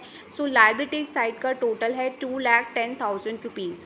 यहाँ पर सोहन ने फर्म से 15,000 रुपीज़ उधार पर लिए हुए हैं, मतलब सोहन की कैपिटल का डेबिट बैलेंस है 15,000 रुपीज़, जिसे हम एसेट साइड पर शो करेंगे। यहाँ पर लाइबिलिटीज़ दी हुई हैं फर्म की, कैपिटल अकाउंट्स बैलेंसेस दिए हुए हैं तीनों पार्टनर्स के, लेकिन सन्ड्री एसेट्स नहीं दिए हुए हैं फर्म के, जिसे हम कैलकुलेट करेंगे as balancing figure by preparing memorandum balance sheet. So sundry assets that is balancing figure आ जाएगी 2,10,000 rupees minus 15,000 rupees is equal to 1,95,000 rupees. So firm के एसेट्स की वैल्यू है 1,95,000 रुपीज़। फिर हम एसेट साइड का टोटल कर देंगे जो होगा 2,10,000 रुपीज़। देयरफॉर जब भी अगर क्वेश्चन में एसेट्स का या लायबिलिटीज़ का वैल्यू मिसिंग हो, उस केस में वर्किंग नोट्स में सबसे पहले मेमोरेंडम बैलेंस शीट प्रिपेयर करते हैं और बैलेंसिंग फिगर को फाइंड आउट करते हैं, जैसे हमने इस एग्जाम्पल में किया है। अब हम प्रिपेयर करेंगे रियलाइजेशन अकाउंट, जिसके लिए बनाएंगे रियलाइजेशन अकाउंट का फॉर्मेट। ऊपर हेडिंग लिखेंगे realisation account, left hand side पे लिखेंगे डेबिट, राइट हैंड साइड पे लिखेंगे क्रेडिट। रिस्पेक्टिव कॉलम्स बनाएंगे, particulars column, amount column, particulars column and then amount column. Realisation account में सबसे पहले एसेट्स अकाउंट्स को क्लोज करेंगे, जिसके लिए हम रियलाइजेशन अकाउंट को डेबिट करेंगे एंड एसेट्स अकाउंट को क्रेडिट करेंगे। यहाँ पर हमने एसेट्स को फाइंड आउट किया है मेमोरेंडम बैलेंस शीट प्रिपेयर करके, इसीलिए हम रियलाइजेशन अकाउंट की डेबिट साइड पर रिकॉर्ड करेंगे to sundry assets account and amount आएगा 1,95,000 रुपीज़। उसके बाद हम लायबिलिटीज़ अकाउंट्स को क्लोज करेंगे। यहाँ पर हमें फर्म की लायबिलिटीज़ दी हुई है क्रेडिटर्स, इसे हम रिकॉर्ड करेंगे रियलाइजेशन अकाउंट की क्रेडिट साइड पर बाय क्रेडिटर्स अकाउंट और अमाउंट आएगा 60,000 रुपीज़। फर्म एसेट्स को रियलाइज़ कर रही है, जिसके लिए हम रियलाइजेशन अकाउंट को क्रेडिट करेंगे एंड बैंक अकाउंट को डेबिट करेंगे। इसे हम रिकॉर्ड करेंगे रियलाइजेशन अकाउंट की क्रेडिट साइड पर बाय बैंक अकाउंट, ब्रैकेट में लिखेंगे एसेट्स रियलाइज्ड और अमाउंट है 1,50,000 रुपीज़। इसके बाद फर्म लायबिलिटीज़ को पे कर रही है, जिसके लिए हम रियलाइजेशन अकाउंट को डेबिट करेंगे एंड बैंक अकाउंट को क्रेडिट करेंगे। इसे हम रिकॉर्ड करेंगे रियलाइजेशन अकाउंट की डेबिट साइड पर टू बैंक अकाउंट, ब्रैकेट में लिखेंगे क्रेडिटर्स पेड एंड अमाउंट आएगा 60,000 रुपीज़। और कोई ट्रांजैक्शंस नहीं है रियलाइजेशन अकाउंट में रिकॉर्ड करने के लिए, तो हम रियलाइजेशन अकाउंट का बैलेंस फाइंड आउट करेंगे, दैट इज़ प्रॉफिट और लॉस ऑन रियलाइजेशन। यहाँ पर हम डेबिट साइड का टोटल करेंगे जो आएगा 1,95,000 plus 60,000 is equal to 2,55,000 rupees. फिर क्रेडिट साइड का टोटल करेंगे जो आएगा 60,000 plus 1,50,000 is equal to 2,10,000 rupees. क्योंकि यहाँ पर डेबिट साइड का टोटल ज़्यादा है क्रेडिट साइड के टोटल से, दैट मीन्स लॉस है रियलाइजेशन पर, जिसे हम सभी पार्टनर्स के कैपिटल अकाउंट में डेबिट करेंगे उनके प्रॉफिट शेयरिंग रेशियो में, दैट इज़ 5:3:2। इसे हम रिकॉर्ड करेंगे रियलाइजेशन अकाउंट की क्रेडिट साइड पर by loss transfer to Ram's capital account, Mohan's capital account and Sohan's capital account. Loss on realisation का अमाउंट कितना होगा, 2,55,000 minus 2,10,000 is equal to 45,000 rupees, जिसे हम इन तीनों पार्टनर्स में डिवाइड कर देंगे 5:3:2 की रेशियो में। सो राम का कितना शेयर आ जाएगा इस लॉस में, 45,000 multiply by 5 divided by 10 is equal to 22,500 rupees. And Mohan का कितना शेयर आ जाएगा, 45,000 multiply by 3 divided by 10 is equal to 13,500 rupees. And Sohan का कितना शेयर आ जाएगा, 45,000 multiply by 2 divided by 10 is equal to 9,000 rupees. After that हम इस अकाउंट की debit side and credit side का टोटल कर देंगे जो आएगा 2,55,000 रुपीज़ एंड इस अकाउंट को क्लोज कर देंगे। रियलाइजेशन अकाउंट को प्रिपेयर करने के बाद प्रिपेयर करेंगे पार्टनर्स कैपिटल अकाउंट्स, जिसके लिए बनाएंगे पार्टनर्स कैपिटल अकाउंट्स का फॉर्मेट। ऊपर हेडिंग लिखेंगे partners capital accounts, left hand side पे लिखेंगे डेबिट, राइट हैंड साइड पे लिखेंगे क्रेडिट। रिस्पेक्टिव कॉलम्स बनाएंगे, particulars column, Ram column, Mohan column and Sohan column in rupees. फिर आएगा particulars column, then Ram column, Mohan column and Sohan column in rupees. Firstly हम तीनों partners के कैपिटल का ओपनिंग बैलेंस रिकॉर्ड करेंगे। राम एंड मोहन की कैपिटल का ओपनिंग बैलेंस है क्रेडिट, जो बैलेंस शीट में गिवन है। इसे हम रिकॉर्ड करेंगे क्रेडिट साइड पर बाय बैलेंस बीडी। राम का है 90,000 रुपीज़ एंड मोहन का है 60,000 रुपीज़। यहाँ पर सोहन का कैपिटल बैलेंस है डेबिट, इसे हम रिकॉर्ड करेंगे डेबिट साइड पर टू बैलेंस बीडी। सोहन के कॉलम में लिखेंगे 15,000 रुपीज़। इसके बाद लॉस ऑन रियलाइजेशन को ट्रांसफ़र करेंगे तीनों पार्टनर्स के कैपिटल अकाउंट्स में, उनके प्रॉफिट शेयरिंग रेशियो में, जो हमने रियलाइजेशन अकाउंट से कैलकुलेट किया है। इसे हम रिकॉर्ड करेंगे पार्टनर्स के कैपिटल अकाउंट्स में डेबिट साइड पर टू रियलाइजेशन अकाउंट, ब्रैकेट में लिखेंगे लॉस, जिसमें राम के कैपिटल अकाउंट को डेबिट करेंगे 22,500 रुपीज़ से, मोहन के कैपिटल अकाउंट को डेबिट करेंगे 13,500 रुपीज़ से एंड सोहन के कैपिटल अकाउंट को डेबिट करेंगे 9,000 रुपीज़ से। आफ्टर दैट हम तीनों पार्टनर्स के कैपिटल अकाउंट्स का क्लोजिंग बैलेंस और बैलेंसिंग फिगर फाइंड आउट करेंगे। यहाँ पर पार्टनर राम एंड मोहन का क्रेडिट बैलेंस ज़्यादा है उनके डेबिट बैलेंस से, तो राम एंड मोहन का जो बैलेंसिंग फिगर आएगा वो होगा क्रेडिट बैलेंस, जिसे हम रिकॉर्ड करेंगे डेबिट साइड पर टू बैंक अकाउंट, ब्रैकेट में लिखेंगे अमाउंट पेड। राम का कितना बैलेंस आएगा 90,000 minus 22,500 rupees is equal to 67,500 rupees and Mohan का कितना बैलेंस आएगा 60,000 minus 13,500 rupees is equal to 46,500 rupees. यहाँ पर पार्टनर राम एंड मोहन की कैपिटल अकाउंट का बैलेंस आया है क्रेडिट डिसोल्यूशन के टाइम पर। इट मीन्स इतना अमाउंट फर्म का ड्यू है जिसे फर्म पे करेगी राम एंड मोहन को, जिसमें राम एंड मोहन के कैपिटल अकाउंट को डेबिट करेंगे उनके रिस्पेक्टिव क्रेडिट बैलेंस से एंड बैंक अकाउंट को क्रेडिट करेंगे टोटल अमाउंट ड्यू से, जो फर्म इन दोनों पार्टनर्स को पे करेगी। आफ्टर दैट हम पार्टनर सोहन का capital account balance find out करेंगे। यहाँ पे पार्टनर सोहन का डेबिट बैलेंस ज़्यादा है उनके क्रेडिट बैलेंस से। सोहन का डेबिट बैलेंस है 15,000 plus 9,000 is equal to 24,000 rupees and Sohan का कैपिटल अकाउंट किसी भी आइटम से क्रेडिट नहीं हो रहा। दैट मीन्स सोहन की कैपिटल अकाउंट का जो बैलेंस है वो डेबिट बैलेंस है 24,000 रुपीज़ का। इसका मतलब सोहन जो है फर्म को पे करेगा 24,000 रुपीज़, क्योंकि फर्म को मनी रिसीव होगा इसीलिए बैंक अकाउंट को डेबिट करेंगे एंड सोहन के कैपिटल अकाउंट को क्रेडिट करेंगे। इसीलिए इसे हम रिकॉर्ड करेंगे पार्टनर्स कैपिटल अकाउंट्स में क्रेडिट साइड पर बाय बैंक अकाउंट, ब्रैकेट में लिखेंगे अमाउंट रिसीव्ड एंड सोहन के कॉलम में अमाउंट आएगा 24,000 रुपीज़। इसके बाद पार्टनर्स कैपिटल अकाउंट्स की डेबिट एंड क्रेडिट साइड का टोटल कर देंगे एंड इस अकाउंट को क्लोज कर देंगे।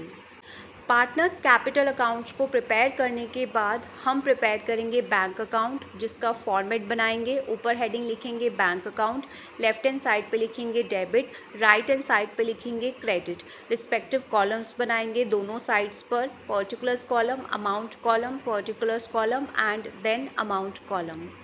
बैंक अकाउंट की डेबिट साइड पर हम क्या क्या रिकॉर्ड करेंगे, जो भी एसेट्स रियलाइज़ करेंगे। रियलाइजेशन अकाउंट में एसेट्स को रियलाइज़ किया जा रहा है 1,50,000 रुपीज़ पर, तो इसे हम रिकॉर्ड करेंगे बैंक अकाउंट की डेबिट साइड पर टू रियलाइजेशन अकाउंट, ब्रैकेट में लिखेंगे एसेट्स रियलाइज्ड और अमाउंट आएगा 1,50,000 रुपीज़। आफ्टर दैट सोहन से अमाउंट रिसीव हो रहा है 24,000 रुपीज़ का, जिसके लिए बैंक अकाउंट को डेबिट किया जा रहा है एंड सोहन के कैपिटल अकाउंट को क्रेडिट किया जा रहा है। इसे हम रिकॉर्ड करेंगे बैंक अकाउंट की डेबिट साइड पर to Sohan's capital account, bracket में लिखेंगे amount received and amount column में आएगा 24,000 रुपीज़। डेबिट साइड पर रिकॉर्ड करने के लिए और कोई ट्रांजैक्शंस नहीं है, तो हम डेबिट साइड का टोटल कर देंगे जो आएगा 1,74,000 रुपीज़। इसके बाद हम आएंगे बैंक अकाउंट की क्रेडिट साइड पर। सबसे पहले तो हम रिकॉर्ड करेंगे लाइबिलिटीज़ पेड। फर्म ने क्रेडिटर्स पे करे हैं 60,000 रुपीज़ के, जिसके लिए रियलाइजेशन अकाउंट को डेबिट किया था एंड बैंक अकाउंट को क्रेडिट किया था। तो इसे हम बैंक अकाउंट की क्रेडिट साइड पर रिकॉर्ड करेंगे बाय रियलाइजेशन अकाउंट, ब्रैकेट में लिखेंगे क्रेडिटर्स पेड एंड अमाउंट आएगा 60,000 रुपीज़। इसके बाद हम पार्टनर राम एंड मोहन को उनके कैपिटल अकाउंट का बैलेंस पे कर रहे हैं, जिसके लिए बैंक अकाउंट को क्रेडिट करेंगे एंड राम एंड मोहन के कैपिटल अकाउंट को डेबिट करेंगे। इसे भी रिकॉर्ड करेंगे बैंक अकाउंट की क्रेडिट साइड पर by Ram's capital account, bracket में लिखेंगे अमाउंट पेड, अमाउंट आएगा 67,500 रुपीज़। फिर लिखेंगे by Mohan's capital account, bracket में आएगा अमाउंट पेड और अमाउंट में लिखेंगे 46,500 रुपीज़। आफ्टर दैट हम बैंक अकाउंट के क्रेडिट साइड का भी टोटल कर देंगे जो आएगा 1,74,000 रुपीज़ और इस अकाउंट को क्लोज कर देंगे। डिसोल्यूशन के टाइम पर जब फर्म अपने सारे एसेट्स को रियलाइज़ कर देगी, लायबिलिटीज़ को पे कर देगी एंड पार्टनर्स के कैपिटल अकाउंट्स को सेटल कर देगी, उसके बाद फर्म के कैश और बैंक अकाउंट में कोई भी बैलेंसिंग फिगर नहीं बचेगा। जैसे कि आप यहाँ देख सकते हैं, बैंक अकाउंट में कोई भी बैलेंसिंग फिगर नहीं है। जो डेबिट साइड का टोटल है वही क्रेडिट साइड का टोटल है, दैट इज़ 1,74,000 रुपीज़। सो ये था हमारा थर्ड एग्जाम्पल जिसपे हमने कैलकुलेट किया सन्ड्री एसेट्स की वैल्यू को मेमोरेंडम बैलेंस शीट प्रिपेयर करके एंड आफ्टर दैट प्रिपेयर किया realisation account, partners capital accounts and bank account. अब हम समझेंगे last topic of this chapter, difference between revaluation account and realisation account. Revaluation account and realisation account क्या होता है partnership firm में और इनमें क्या डिफरेंसेस हैं। जब फर्म एसेट्स को रीवैल्यू करती है एंड लायबिलिटीज़ को रीअसेस करती है, उस टाइम पर जो अकाउंट प्रिपेयर किया जाता है फर्म में उसे कहते हैं revaluation account. Whereas realisation account वो अकाउंट है जो तब प्रिपेयर किया जाता है जब फर्म एसेट्स को रियलाइज़ करती है यानी सेल करती है एंड लायबिलिटीज़ को पे करती है। रिवैल्यूएशन अकाउंट उस प्रॉफिट और लॉस को शो करता है जो फर्म के एसेट्स को रीवैल्यू करने पर एंड लायबिलिटीज़ को रीअसेस करने पर आता है, वेयर एज रियलाइजेशन अकाउंट उस प्रॉफिट और लॉस को शो करता है जो फर्म के एसेट्स को रियलाइज़ करने पर एंड लायबिलिटीज़ को पे करने पर आता है। रिवैल्यूएशन अकाउंट का पर्पस है एसेट्स एंड लायबिलिटीज़ की वैल्यू को एडजस्ट करना फर्म की न्यू बैलेंस शीट में उनकी करंट मार्केट वैल्यूज़ को शो करने के लिए, वेयर एज रियलाइजेशन अकाउंट का पर्पस है एसेट्स की सेल एंड लायबिलिटीज़ की पेमेंट को रिकॉर्ड करना डिसोल्यूशन ऑफ अ फर्म के टाइम पर। रिवैल्यूएशन अकाउंट में एसेट्स एंड लायबिलिटीज़ की वैल्यू में जो भी चेंजेस होते हैं सिर्फ उन्हें रिकॉर्ड किया जाता है, वेयर एज रियलाइजेशन अकाउंट में फर्म के सारे एसेट्स एंड लायबिलिटीज़ रिकॉर्ड किए जाते हैं। रिवैल्यूएशन अकाउंट को mainly reconstitution of partnership firm के टाइम पर प्रिपेयर करते हैं, such as change in profit sharing ratio, admission of a new partner, retirement और death of an existing partner, partners के बीच में प्रॉफिट शेयरिंग रेशियो चेंज हो जाती है या फिर कोई नया पार्टनर फर्म में एडमिट होता है या फिर एग्जिस्टिंग पार्टनर रिटायर होता है या उसकी डेथ होती है, उस टाइम पर रिवैल्यूएशन अकाउंट प्रिपेयर किया जाता है एसेट्स को रीवैल्यू करने के लिए एंड लायबिलिटीज़ को रीअसेस करने के लिए। वेयर एज रियलाइजेशन अकाउंट सिर्फ डिसोल्यूशन और लिक्विडेशन ऑफ अ फर्म के टाइम पर प्रिपेयर किया जाता है जब फर्म अपना बिजनेस डिसकंटिन्यू कर रही होती है। रिवैल्यूएशन अकाउंट में जो भी प्रॉफिट या लॉस आता है एसेट्स को रीवैल्यू करके एंड लायबिलिटीज़ को रीअसेस करके उन्हें ट्रांसफ़र किया जाता है ओल्ड पार्टनर्स के कैपिटल अकाउंट्स में उनके ओल्ड प्रॉफिट शेयरिंग रेशियो में। वेयर एज रियलाइजेशन अकाउंट में जो भी प्रॉफिट या लॉस आता है एसेट्स को सेल करके एंड लायबिलिटीज़ को पे करके उन्हें ट्रांसफ़र कर दिया जाता है एग्जिस्टिंग पार्टनर्स के कैपिटल अकाउंट्स में उनके करंट प्रॉफिट शेयरिंग रेशियो में। सो ये थे हमारे main differences between revaluation account and realisation account. इसी के साथ हमारी ये वीडियो और पार्टनरशिप अकाउंट्स का last chapter that is dissolution of a partnership firm part 5 यही कंप्लीट होता है। So thank you for watching this video. आपको ये वीडियो कैसा लगा मुझे कमेंट करके ज़रूर बताएं, और इस चैप्टर से रिलेटेड आपको कोई भी डाउट या क्वेरी है तो उसे भी कमेंट करके ज़रूर बताएं। मिलते हैं नेक्स्ट वीडियो में एक न्यू टॉपिक के साथ। Till then take care and have a nice day.